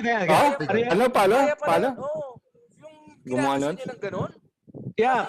Pero lakas nun. Ewan ko siguro dito sa malakas yung ganito niya. Hindi kaya malambot yung ano niya. Pinahiram ko yung nung time noon, pinahiram ko yung bago ko norin kung napakatigas. Ay, ganoon lang niya talaga kumasa. Gulat kami. Galing Pwede pala yun. Practice lang talaga. Sinasabay niya gano'n. No? Baka naman boxingero yun. Wala, boxingero nga yata dati. Eric, meron product dati nung nasa industry pa ako. Ewan ko kung nandun pa ngayon. Yung 3M meron silang film. Film ng parang ilalagay mo sa sa salamin. Number 1 bullet, siya, depende, siya, may grading siya, magiging bullet. Ganda, bulletproof. Pero yung isang ganda, pagkatama lagay mo, nag-resist yung bullet papunta sa'yo. Pero you can fire a bullet going out. Tingin ko may technology naman sila na ngayon ng ganyan eh. Kahit sa mga ginagamit sa armored na mga kotse, gano'n. Yun lang, yung sticker mismo, 2 million pesos per foot. Holy shit. Kaso, Do you reload yourself? Nagre-reload ka rin? Nagpapareload lang ako sa yung mga reputable reloading center. Saka alam na nila yung gusto kong karga. ito pa rin pala si Eric, bro. So every time I visit him, since I'm shooting also in the Philippines now, he goes, I order some ammo from him. He inspect every bullet one by one. I mean, he looks at it, he physically touches it just to make sure it's safe. I mean, ganyan ka si Eric. What are the things you need to look out for, Eric? Sa mga recommended. For reloads kasi, pag several times na nagamit, nagkaka-bulge na siya. So, like for example, black ang panlaro ko, kailangan binabarrel drop ko siya isa-isa talaga 100% before I go to shoot. Kasi ayoko yung sayang yung oras ko sa pag-clear ng jam. Nainis ako doon, nasisira diskarte ko eh. So, kung magkamali man ako, may nalimutan na lang akong target na banatan. Pero hindi ako magkakaproblema sa mga jamming. Ayoko na noon. Tapos na ako doon eh. Sayang lang eh. So, before the night before, kung 300 rounds yan, isa-isahin ko yan. Pinapasok ko sa barrel. Pasok ko. Pag hindi, tabi muna to, panghuli na to, pang target practice lang. O yan may technique na kayo Yeah. Para pag each bullet pa hinali ka niya pagkatapos. Kahit yung magagaling na shooter natin sa Pilipinas, sila Jetro. Actually, nauna pa ako sa kanya, pero magaling talaga yung batang yun kasi maraming pang practice eh. So, ginagawa nila, kahit mga top seed, minsan nalilimutan nila magganon. Minsan naubusan silang bala, bibili na lang sila sa range. Yeah. Minsan natatalo ko sila dahil nagja-jump dahil sila. doon. Ilang seconds din yun. 2 seconds, ang laki na nun. Ang 2 seconds, every jam, malaking points na sa score, malaki yung talo niya doon. So yun, isang technique. Pag maglalaro ka, kaya lang siguro carry mo, checkin mo yung bala mo. Check mo. So tingin mo, Eric, you think it's recommended for self-defense to do going to competition to train? Yes, of course. Kasi napapractice mo in different positions, body positions, gun positions, saka yung rhythm mo pag going from one point to another, yung targets mo, makikita mo minsan malaki, minsan maliit, minsan malapit, minsan malayo. All of this will help you pagdating sa actual scenario Pag nangyari andyan na, alam mo na, hindi ka na maninibago na paano ko bababaril? Saan ko bababaril ito? Matik na yan, dalawa agad. Yep. Diba? Tsaka yung nervyos siguro, no? Na kahit iba, at least may nervyos compared sa shooting range ka lang mag-isa, di ba? Actually, laging may nervyos kahit magko-compete ako. Yung simula, may nervyos yun kasi syempre may mga magagaling dito, di ba? Ako gusto ko lang mag-enjoy. So, tagalin mo lang yun. Tagalin mo lang. Filter out mo. So, yeah. Eric, di ba may mga drills na ginagawa kagaya ng Mozambique, di ba? Mozambique drill, di ba? May sarili bang drill sa mga Pinoy na pwede natin sabihin na yan ang Pinoy style ng pagbaril ng kalaban? Well, yung mga drills naman natin, lalo na yung mga classifier, ginagaya lang natin yung sa Amerika So, Mozambique, El Presidente, doon ang base ng leveling sa shooting. Yung yung drill na ilan beer. Pada pagkatapos nun, yun ang Pinoy style ang to. ano yung Paul, yung pinakita ko sa yung video, yung magkalinya sila. Ewan ko kung security agency yun. Kala ko si Sinas yung nakalinya sila tapos sabay-sabay nagdudo, umiikot, nagtatawanan. Oh, yeah. Ginawa sa Pilipinas. Oh my God. Yung mga security na training na mali-mali. Oh, grabe. Nakalinya lahat. Grabe yun. Yung barrel nakatutok doon dyan. Yung Jet Squad yata yun Yeah. Iba pa. Legend yung Jet Squad. Iba pa. Yeah, that was Hey, you saw that too? yeah, nakita ko yun. Dumaan sa mga barkada Grabe yun. Si Anthony. Eric, let's say may gustong matuto. Where do we contact yung advocacy niyo? PM nyo lang ako. Basta may time ako. Alam mo naman, gusto ko lang makalabas at makapunta rin sa range. Basta sagot niya yung bala niya. Yes. Good. Ilan ang yung magti-train, ilan ang rounds na 50 rounds? 50 rounds pwede na. Pero mas maganda 100 rounds para medyo matagal. Ayun. Yeah. Tapos mga 4 hours yan kasi magsisimula tayo sa these basic rules. Tapos yung grip, yung paano hawakan, paano mag-aim. So, hindi natin yung first session yan, normally stationary lang. Tamaan mo lang yung target na malapit sa'yo. Saka comfortable. Tapos magkano yung para alam ng magkano yung consumables? Diba? Dahil siguro magkano ang gagastusin niya? Magdala siya ng 1.5 plus 500 pagkain namin pagkatapos. Importante yun. Importante yun. Kung wala pa siya, halimbawa re-rent siya ng range gun, magkano rent? So, dito ang range gun ang renta parang 350 yata Tapos ang shooting range fee is parang 150 o 200 pesos. Saka maganda kay Eric, kadalasan kilala na siya sa range. Benefit. I mean, kilala na siya. So, basta magbibigay ka ng magandang tip doon sa mga pulot boys. Pulot boys. Kilala ka talaga.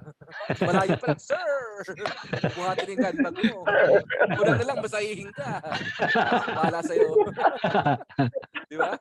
Pag kulang yung bala mo, hahanap sila sa ibang bay ng bala para sa'yo. Ano pala ang worst accident na nakita mo sa range? Oh my God. That's a good question. Ako personally, nagkaroon ako ng AD, accidental discharge, dito sa bahay. Naku! Shit, hindi nangyayari sa akin yan. Nangyari sa akin. One time, long time ago. Nangyari kasi yan, the night before, merong konting inuman na napainom ako. So yung kinabukasan, medyo parang ano pa ako, clear ko yung 1911 pa yung panlaro ko noon eh. Pag clear ko, kala ko, okay, clear na. Pum, pumutok. Tapos wala na, hindi na ako takot ako. Kaya pala ayaw ko na pag So nung pumutok yun, bro, is it daytime or nighttime? 7 o'clock in the morning. Oh, may dumating na pulis. Buti lang wala.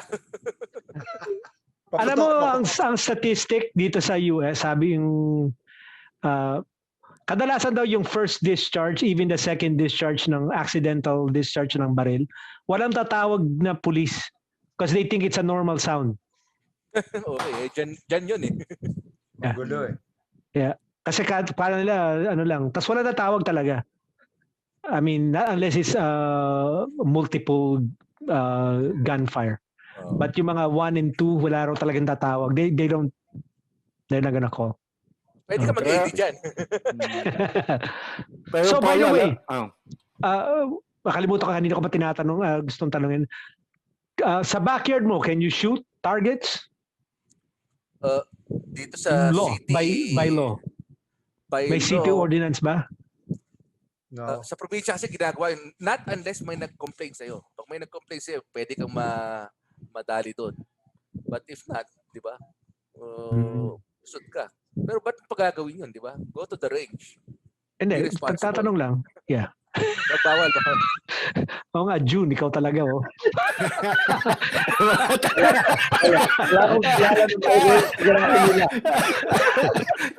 Pinatalong daw ni Jun. Pinapatanong ni Jun. Paano raw nasa, let's say, nasa 32 floor ka. Oh, mamamaril ka.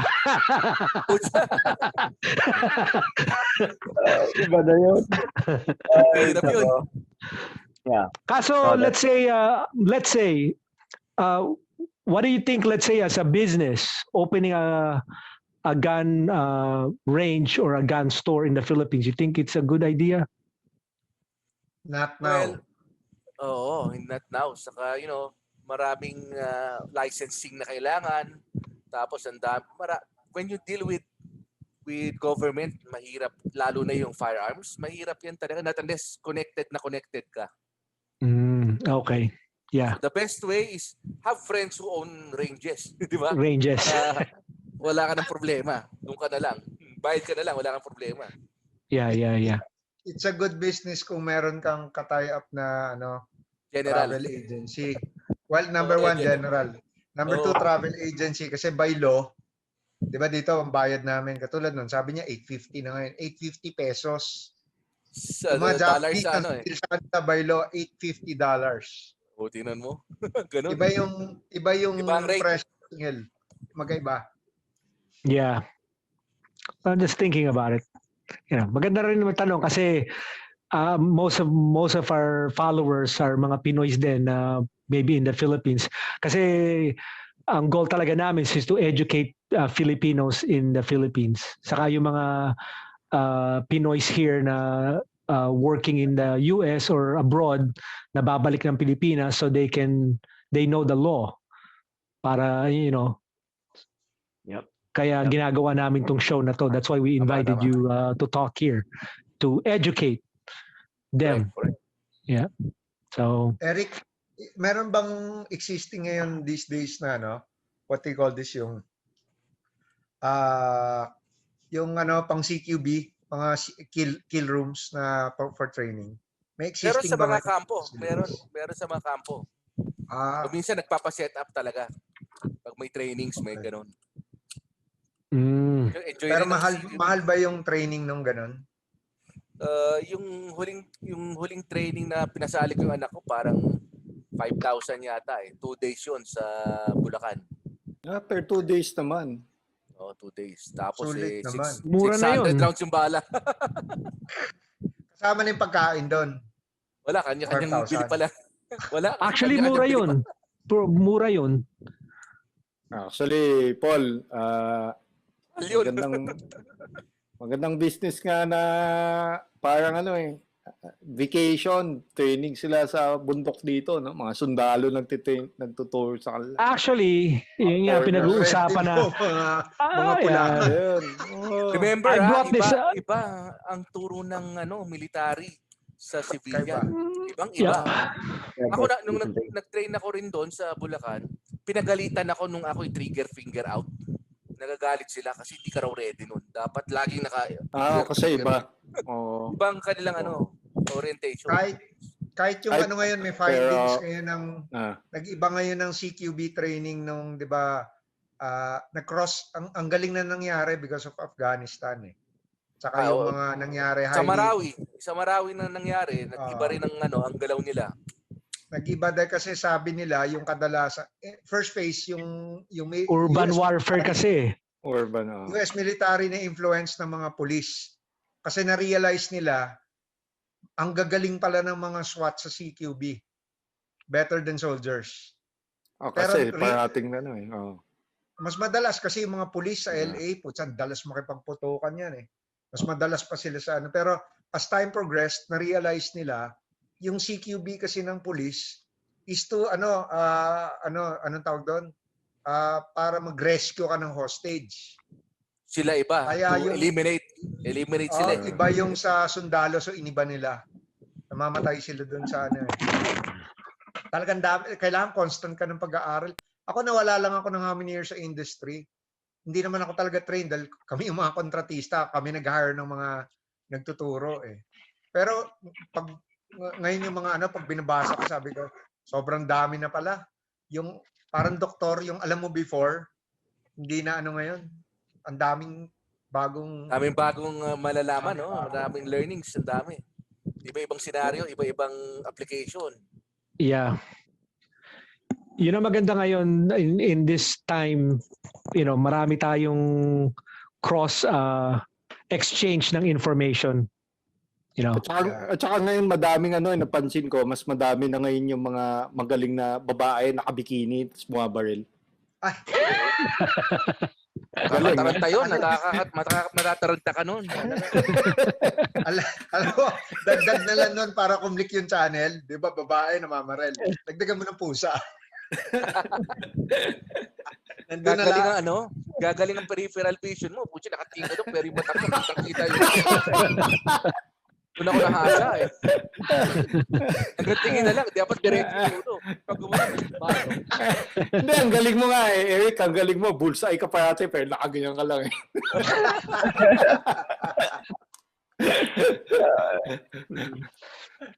Alright. So, namimiss mo mga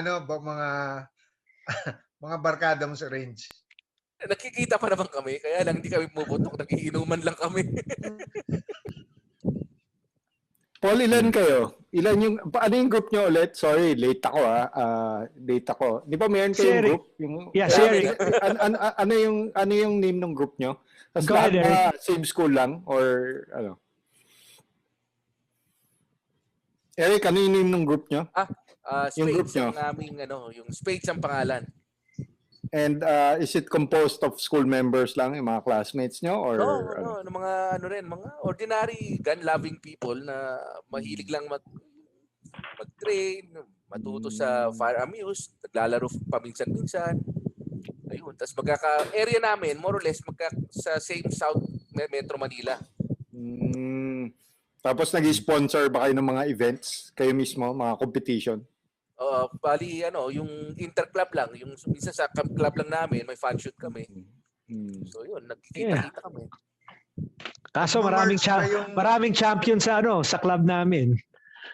Maramihan yan. Yan ang mga nag-uwi ng mga medals. Saka mga trophies. Eric, nagma-merge ba yung mundo ng yung community ng shooters saka mga preppers? O magkaibang tribo yan? Meron din naman, meron sila kasi kasama rin yun sa survival eh.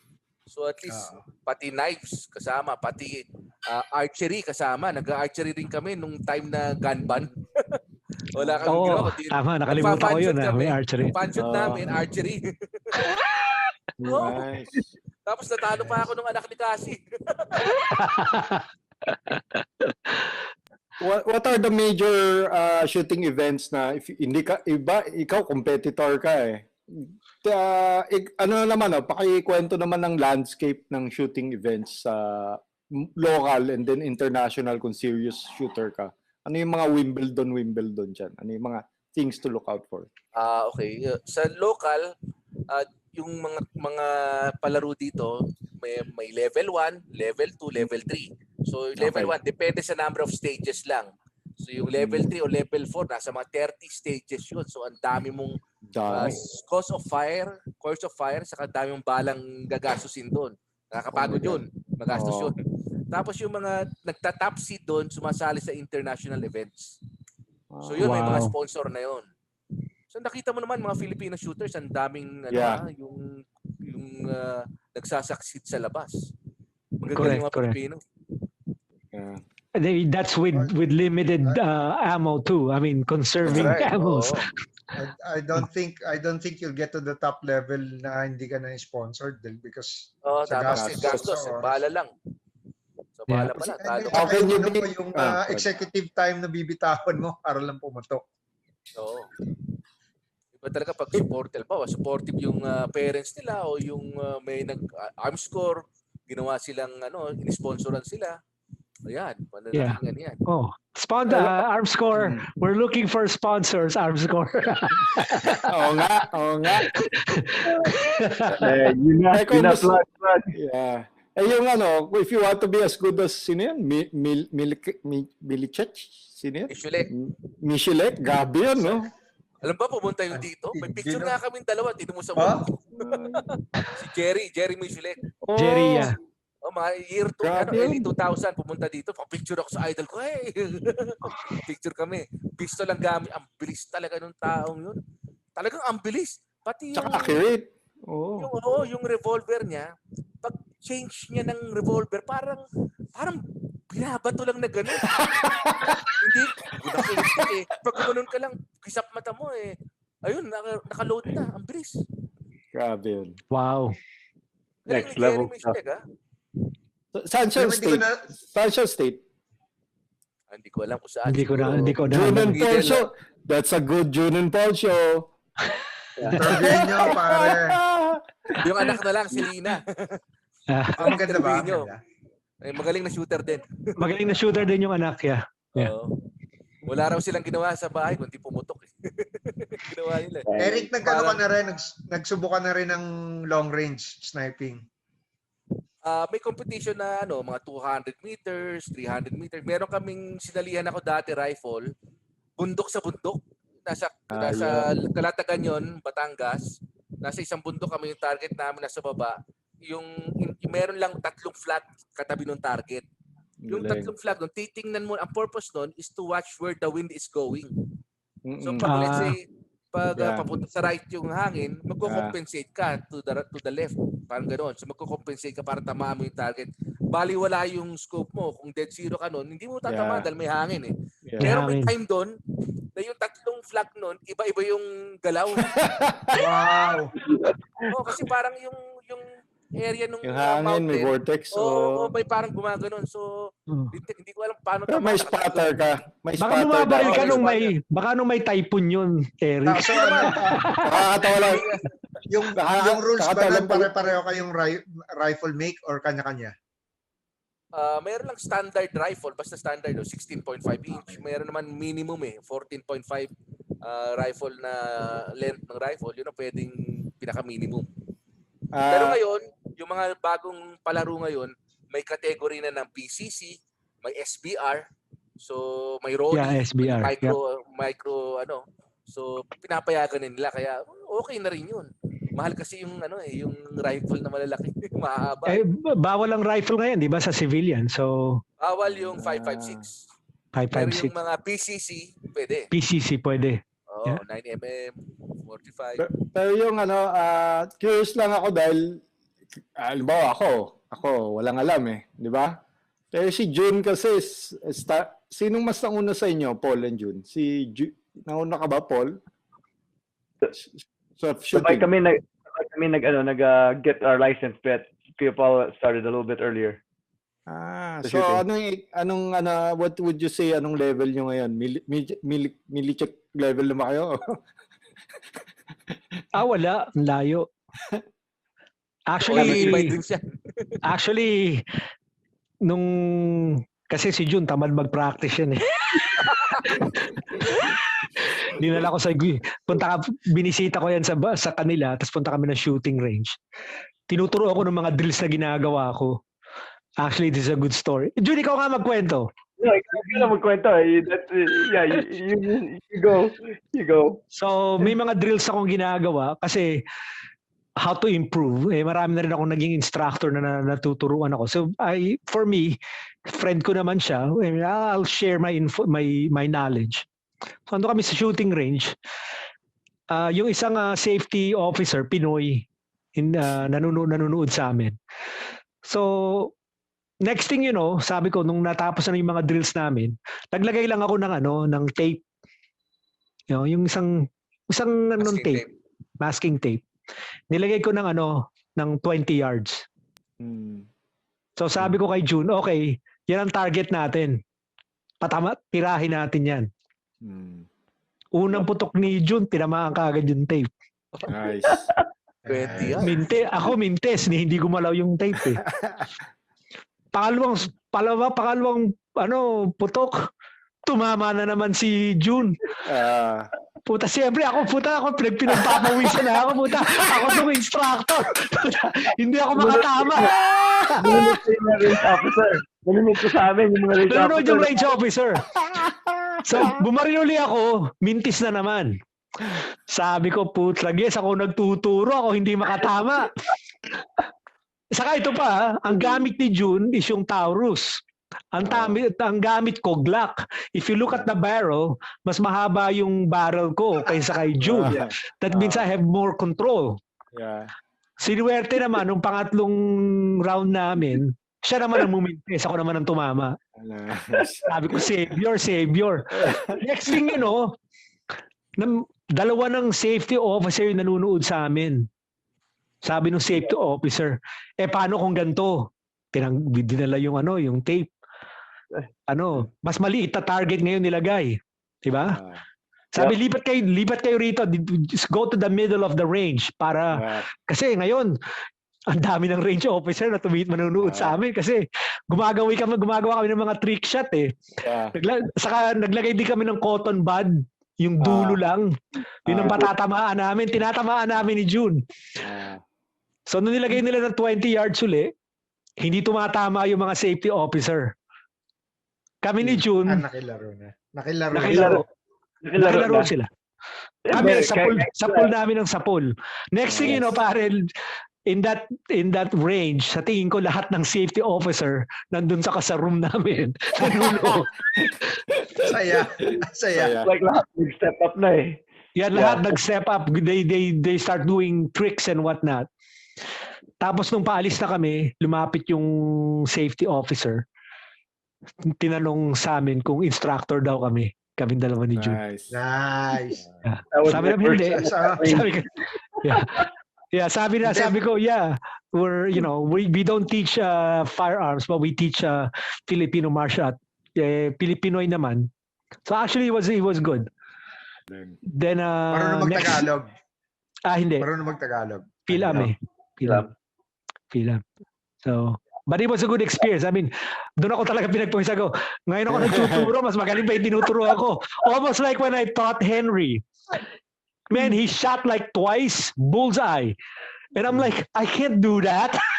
Ito yung photographer kasi eh. Namin kasi siya. Nakakatawa in-interview namin yung saan ba tong kampo na to? Sa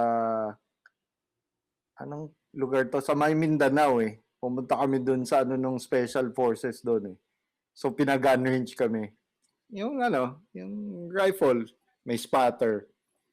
Parating, sinasabi niya, sa kaliwa. Kaya tanong ko, anong ibig sabihin mo? Yung bala tumatama sa kaliwa? Dalhin ko sa kaliwa. Hindi kami magkaintindihan, hindi ko tinatamaan. Hindi, ano ba? Anong ibig sabihin? Okay. Nung nalaman ko, pang, inubos ko yung magazine. Bullseye lahat. Actually, Yung si ano, Eric magaling talaga si Eric. I mean, ang Master. he can actually move and shoot. Nice. Actually, si Eric, sinigawan ako ng isang beses kasi nung actually initiation namin ni Zach. Actually, initiation ni Zach. Ikaw magkwento nun. Ako daw humihinto. Halos batukan na ako ni Eric. Nandadaya ka po. Yung sa get out of the X, di ba? Yeah. Ang point doon, you have to move while shooting. Para hindi ka, let's say, yung kalaban mo binabaril ka, hindi ka naka-stationary, tatamaan ka eh. Yeah. Move ka lang. Habang Yeah. bumabaril ka, gumagalaw ka rin. Dapat ganun. Kasi priority mo is not to get hit. Not to get hit. Diba? Oh. Yes, your main priority. It's not really That's to right. hit the target. Eh, sabi ni wala kang tataguan. humihinto daw ako. Di ba? So, may meron nag share sa amin dati nung siyempre nagti-training kami dahil nag-aaw-shaw kami tsaka una nagta-target kami ng paper. Putsang galing pala psychologically pinadala kami ng kaya explanation nun, Eric? Pinadala kami ng ng hindi na raw namin gagamitin na polo. Okay. Ito gandang question yan. yeah. I was about to ask that too. Okay, ito. Sige. Tayo nagpa-practice tayo sa target boards. So makita mo, ang gaganda ng grouping, dikit na dikit. Pag binihisan mo yan, hindi mo na makikita kung saan tumatama yan. Saka, parang mayroong psychological effect na tao na to. Diba? Kasi gano'n, naglalaro kami. Gaganda ng tama namin. O, bihisan natin yan. Kunyari, talaga actual IDPA style na nakabihis yung kalaban. Iba-iba yung tama. Hindi na consistent yung tama mo, pero tatamaan mo pa rin. Now, ito pa, with that train of thought, may mga nakasama kaming mga sundalo, military.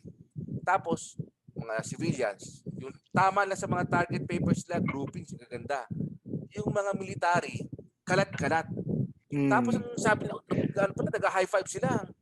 Sabi namin, teko na, ba't gano'n ang reason nyo? Di ba dapat center mass para sigurahan bagsak? Sabi naman ng military, sa amin pag marami kaming tinamaan at kalat-kalat yan, maraming uoperahin yung doktor kung mabuhay pa yun, di ba? Ang galing! Ang galing! Sabi ko, Ang iba. natuda ako sa sarili ko. Sabi ko, ba't pa ako magtuturo? Ganyan lang pala ang tatama sa'yo, di ba? Tama rin sila, di ba? Ang Point na, galing. basta pagkalatin sa katawan, hindi mo na kailangan titirahin mo lang yung puso. Hindi, tamaan mo yung baga, patay. Malulunod na yun eh. Di ba? Malulunod sa sarili mo. Tsaka, ang galing, iba rin pala sila magplano yung military eh. Kasi not necessarily to kill. Sabi nila kasi pag tinamaan mo yung tao na buhay, minsan mas gusto mo yun dahil kakargayin nila yon. Oo. Tapos pamaya, kasuhan ka pa, itapusin mo. Galing galing. Saka di ba sabi mo, Eric, dati nung bumaril ko, nung una mong first time na bumaril na nakadamit yung yung target. Sabi mo, iba feeling. Diba? Iba feeling talaga. Actually, iba-iba yun. Sa akin, parang mas nagigil ako kasi parang iisip ko, kalabang ko to. Kailangan to tumbay. Kaya kahit anong asinta ko, alam ko naman naka-center mass ako, tumatama sa mga side, mga ganun. Hindi ko matamaan kasi nakadamit eh. Wow. Pinagkataon yung damit ko pa. Sabi ko, damit ko yan. Damit ka. Kung may kalaban ka pala, kung galit ka doon sa kalaban mo, nagtataka siya, pupunta ka sa kanya, titapan mo siya ng target dito sa...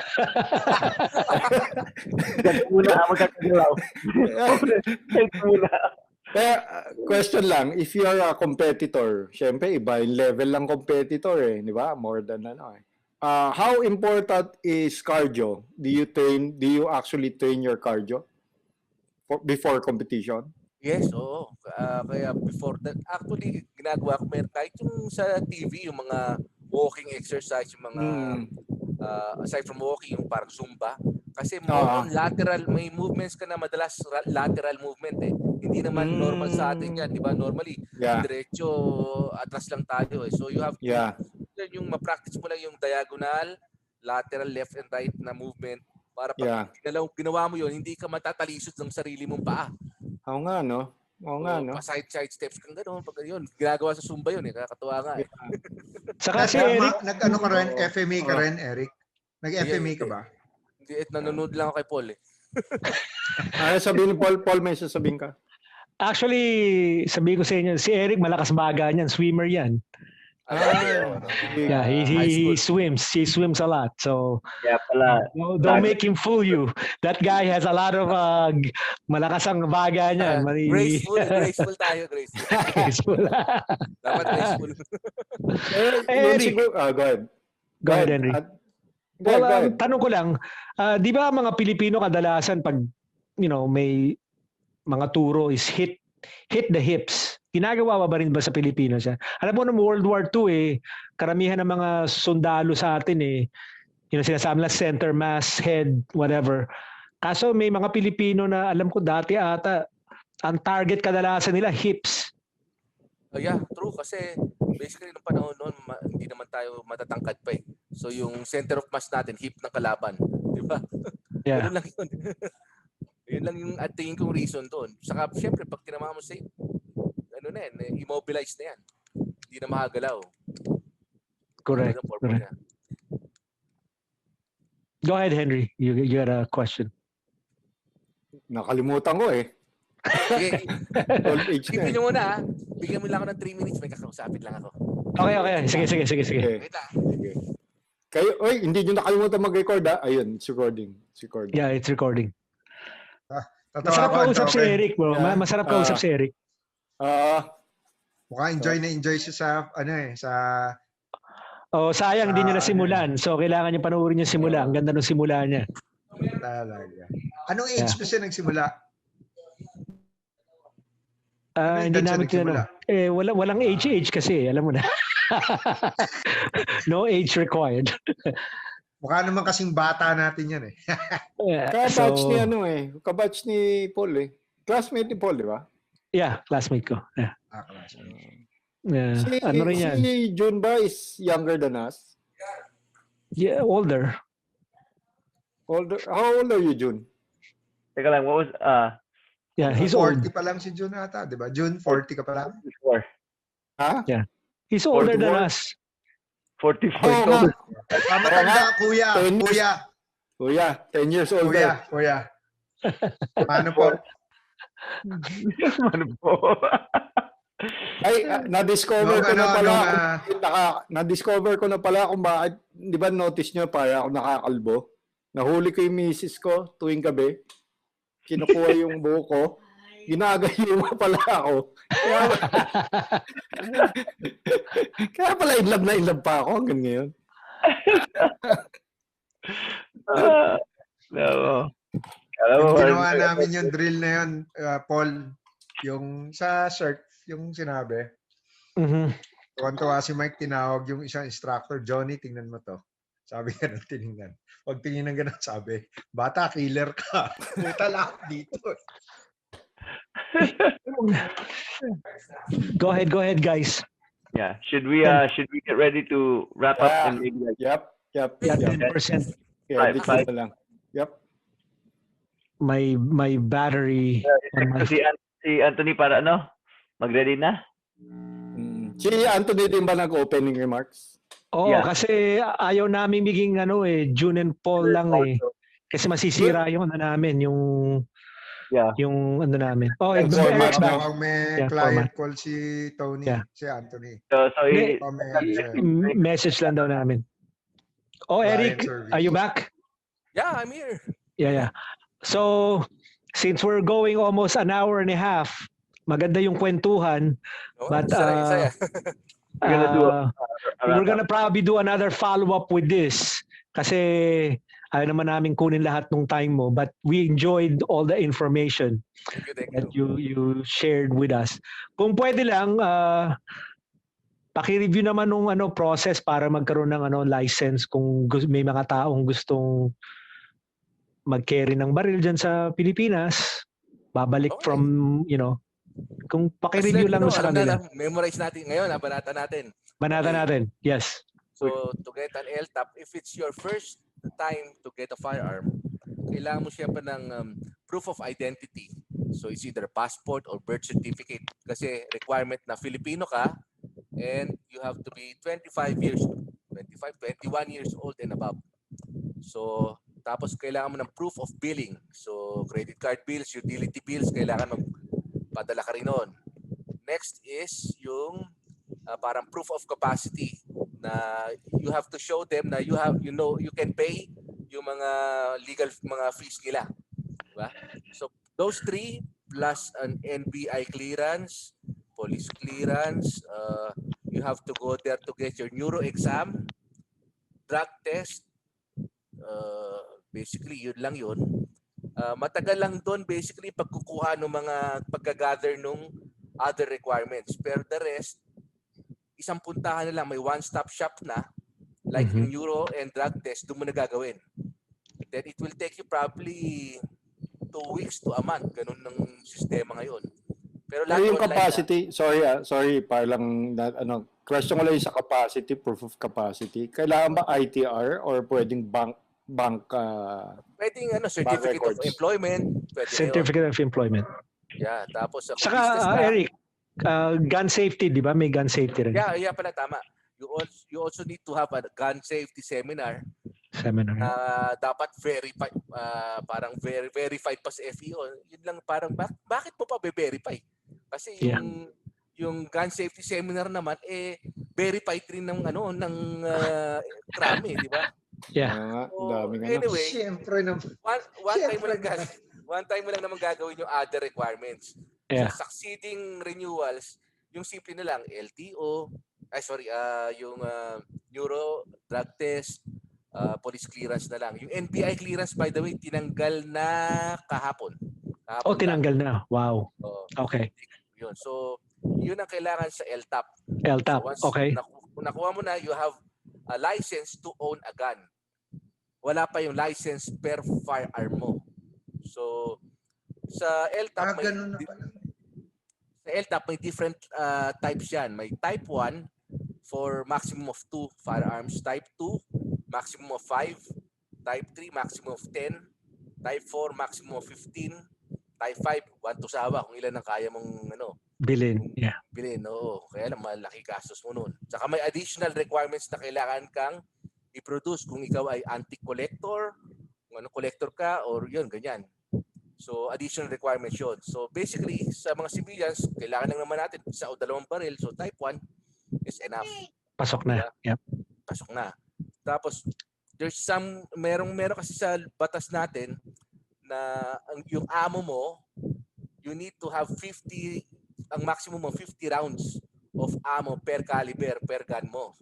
So, halimbawa, 3 ang 9mm mo, pwede kang magkaroon ng 150 rounds sa bahay. Sa bahay. Yeah.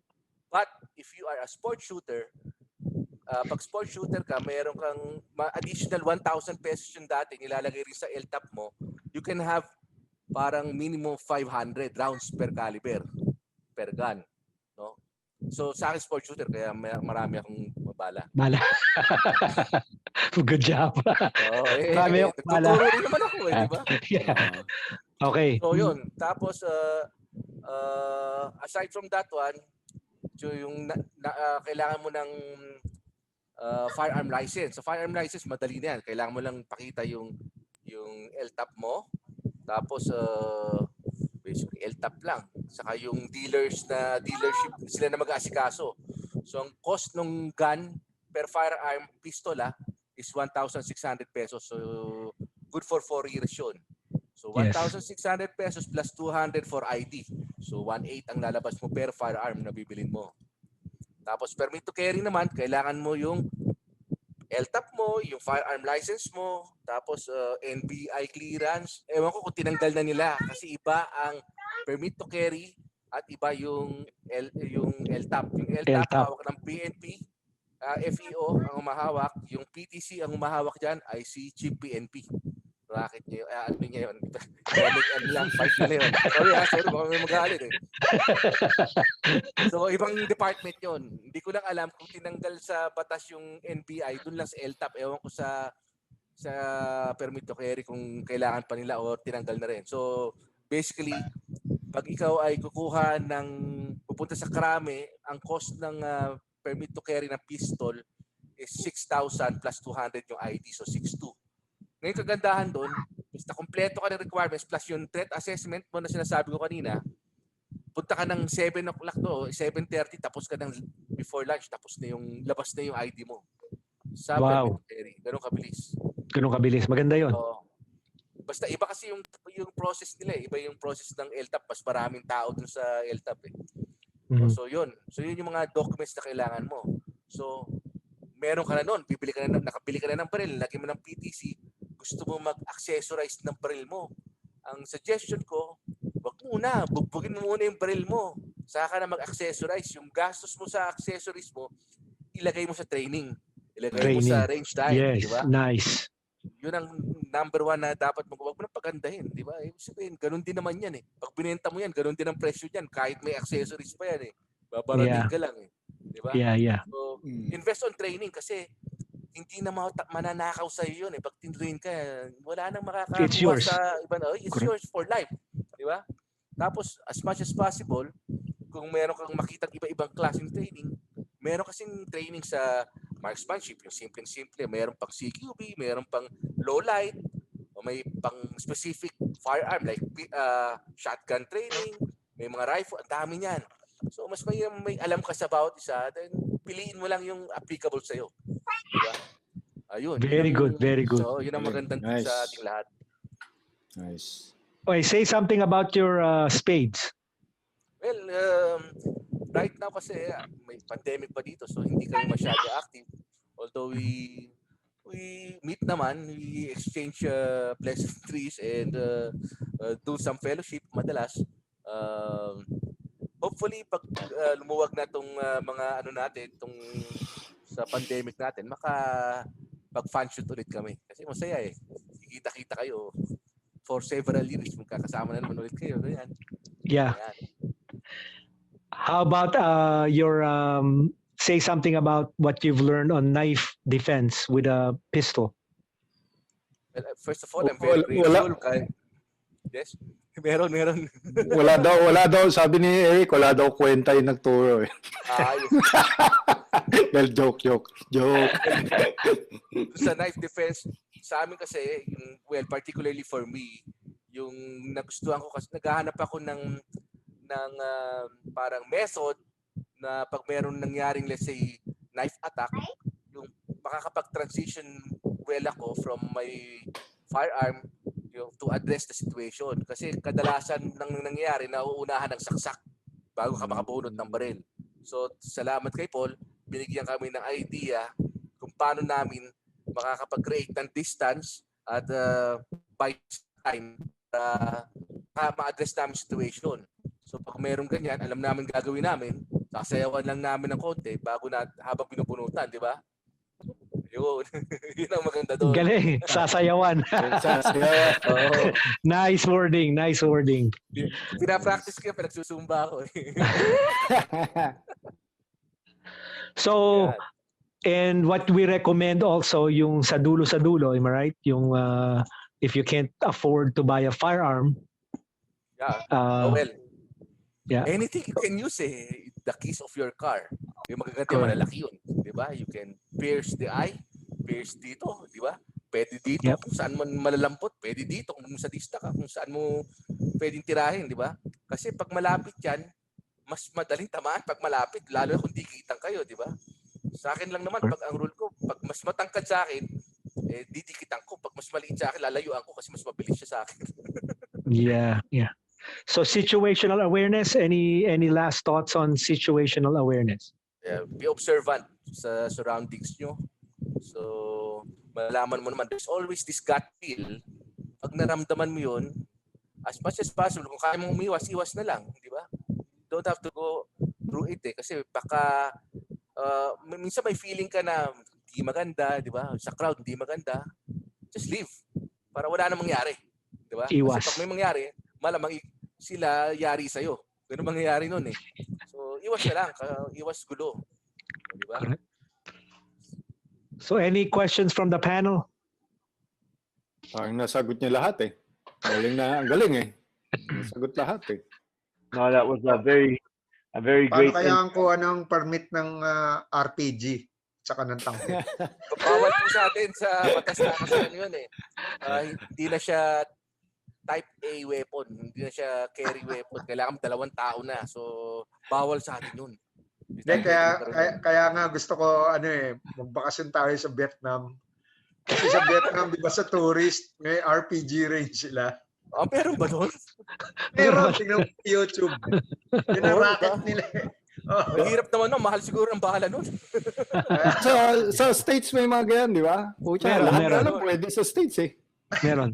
Eric, nakita mo sa US, pare, yung meron silang isa talagang mabibingi ka eh. Lahat ng klaseng machine gun. Oo, From nakita ko yun. from Gatling gun. Oo, hanggang sa mga lang. Grabe. Pang anti-aircraft na yata yun eh. Anti-aircraft. Di ba? Galing. Wala, inggit lang tayo. Inggit din ako. Hindi ko pa nagagawa yung mga yun eh. Pag nagawa ko na, Pare, ito, pahabol pa lang. Sige. Tayo, natutuwa tayo sa mga iba-ibang klaseng baril. Di ba? Ako ganun, sakit ko rin yun dati eh. Pero later on, basta importante yung basic, alam mo, yung basic trigger pull, yung hawak mo, alam mo yan, regardless kung anong baril mo, tatama ka. Yun lang kailangan malaman mo, yung basic na basic. So bigyan ka ng Norinco. Alam ko yan, bigyan mo lang ako ng mga 1 minute mag-trigger practice trigger. Alam ko ipatama na. So ganoon din yan.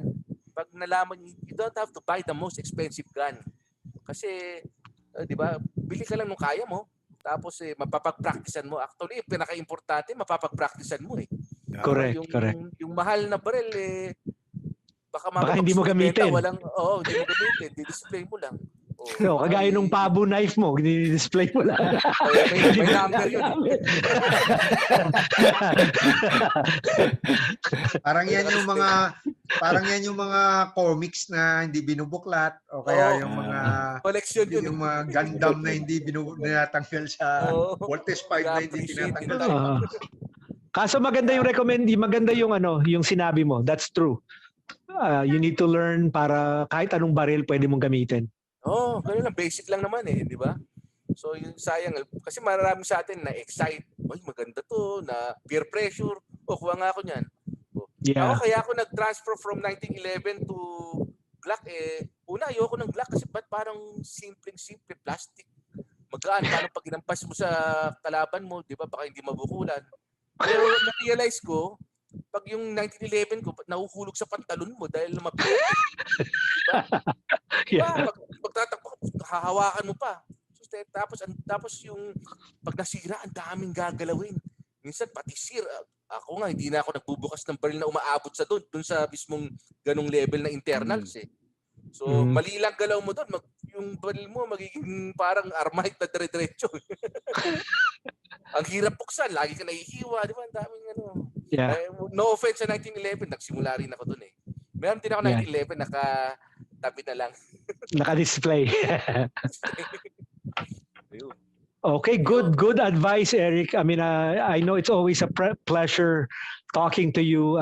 Me too. Thank you very much for the opportunity. Teka muna, last word muna natin. Ma-panel, sino magsisimula? Last word. Una lang kami para kayo huli ni Jun and Paul. Sige. Ako lang, as always, sobrang tuwa ako dahil very informative at saka ako, nagiging common sense yung the way mag-explain si Eric. Alam mo na yun, parang very practical, very common sense, at saka serious, katulad nga ng sinabi ni Paul na unlike sa martial arts where may tendency tayong pagdating sa firearms, very serious. Di ba? Very serious. So, doon ako tuwan-tuwa sa firearms in general at saka tuwan-tuwa ako kay Eric and very thankful ako na tinuruan kami at wala kaming gastos maski bala. Hindi namin pinakain si Eric. So, may utang pa kami kay Eric. Thank you very much. Kaya parinig yung kanina, Henry, na 500 pagka. Ikaw naman, Yuban, para huli sila, Hindi, ako naman, so, tuwan-tuwa rin ako, kahit late na ako, nahinayang ako na nahuli ko. Mixed feelings lang ako dahil kasi mixed feelings talaga ako. Ang problema ko kasi, pagka napabili ko niyan, alam ko na eh. Kahit Addict talaga ako. Anyway, thank you very much. Thank you, Bert. Very, very informative. At saka, I can see that you're a really, really good instructor. Ay, salamat po. Ako naman, yeah, no, salamat sa time for sharing, the details doon and sharing the story of how you got into firearms. That was very shocking sa story. But more than anything, salamat sa giving the insights on the process. That was very interesting. And then realizing how critical it is that everyday carry ako, even as vacationing, na I have to consider kung anong klaseng weapon ang gagamitin ko for everyday carry. Hindi basta-basta kutsilyo o baril, hindi naman pwede, but kutsilyo I thought was going to be something a little bit more manageable, pero that's definitely not the direct option. So, no, I appreciate it. Very awesome interview, awesome stories, and looking forward to meeting you pagdating dyan. Sure, Jun. Anytime. I gotta get my Spades shirt, kagaya ni kay Paul. Ako naman, Eric. Oh, si Anthony. Si Tony. Sige. Ikaw na closing word, Anthony. Ako muna. Sige. Ikaw closing Eric, nagpapasalamat ako that you pinaunlakan mo kami sa interview na to. I know you're busy. Saka actually, para lang masabi ko, ikaw pa rin ang aking teacher sa shooting. Ay, ikaw teacher ko sa martial arts. Oh! So actually, very good bonding. Eric is my best friend way back in high school. So marami kaming pinagsamahan yan. And up to now, I consider him as family. So natutuwa naman ako at na-share ko ang aking kaibigan sa inyong lahat. So sana saka sana naman yung mga nanonood sa amin sa show na to is natuto at nakita nyo naman na even though nagtatawanan kami, this is a serious matter. Ang guns is really safety. I mean, sana naka-take home nyo yan. Safety, safety, safety. So again, salamat, Eric. I know I will see you again. To you, Anthony. Anthony. Hello, Kuya Eric. Yes. Rinig mo ako. Oo. Pasensya na. Hindi ako masyado nakasali sa kwentuhan. Pero anyway, I would just like to thank you for having here with us, explaining the gun safety, the importance ng responsibility of having a gun as a civilian or as a law enforcement. So, kahit hindi ako masyado nakapakinig, pero alam ko yun yung topic at alam ko yun yung mga So, gayon pa man, maraming salamat sa FMA community. Take consideration learning also gun and being responsible sa sarili natin at sa kapwa natin. So, Sir Eric, last word po para sa mga FMA community. Last word. Well, again, thank you po sa lahat. Papaalam na pa tayo. Pwede nyo naman ako tawagan next time eh. Good. Advice mo lang. Yeah. Well, closing remarks? Closing remarks, ikaw yun, Eric. Yeah. Sige. When it comes to firearms po, dapat po number one is safety. Kasi once we do something with our firearm, hindi na natin mababalik yun. Di tulad ng may nasugatan lang tayo, gagaling yung sugat. But this time, it may be permanent. And baka tayo malamang makukulong ka niyan. Ayaw naman natin nun. So, learn how to use it. Train. Diba? There are a lot of ways to train. Go to the range or attend competitions. Tapos sa internet, marami ka rin makikita. Pero, you have to pick those that, will help you. Huwag yung masyadong hindi mo naman kayang gawin yung gagawin mo. Hindi naman, I guess, hindi naman siguro tama rin yun. So, yun po. Be safe and happy shooting. Nice. Galing. po.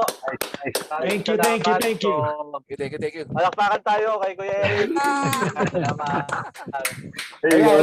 Wala tayong ganyan. Teka muna, picture. Picture muna. Picture. Yubert. Jun. Picture. Ikaw magpipicture. Picture. Ikaw, Henry, magpipicture. Hindi, ikayo. Wala akong picture. Patay tayo dyan. Ka-capture ko sa video yan. Ka-capture ko sa video. Okay. Okay. So again, thank you again, Jun and Paul Show, Karateng Garahe, and FMA community for taking your time to watch this very informational and educational interview with Sir Eric, Kuya Eric. So again, thank you. Bye-bye. Bye. See you again. Okay, see you guys. Okay. Thank you. Thank you. See you again. Sige.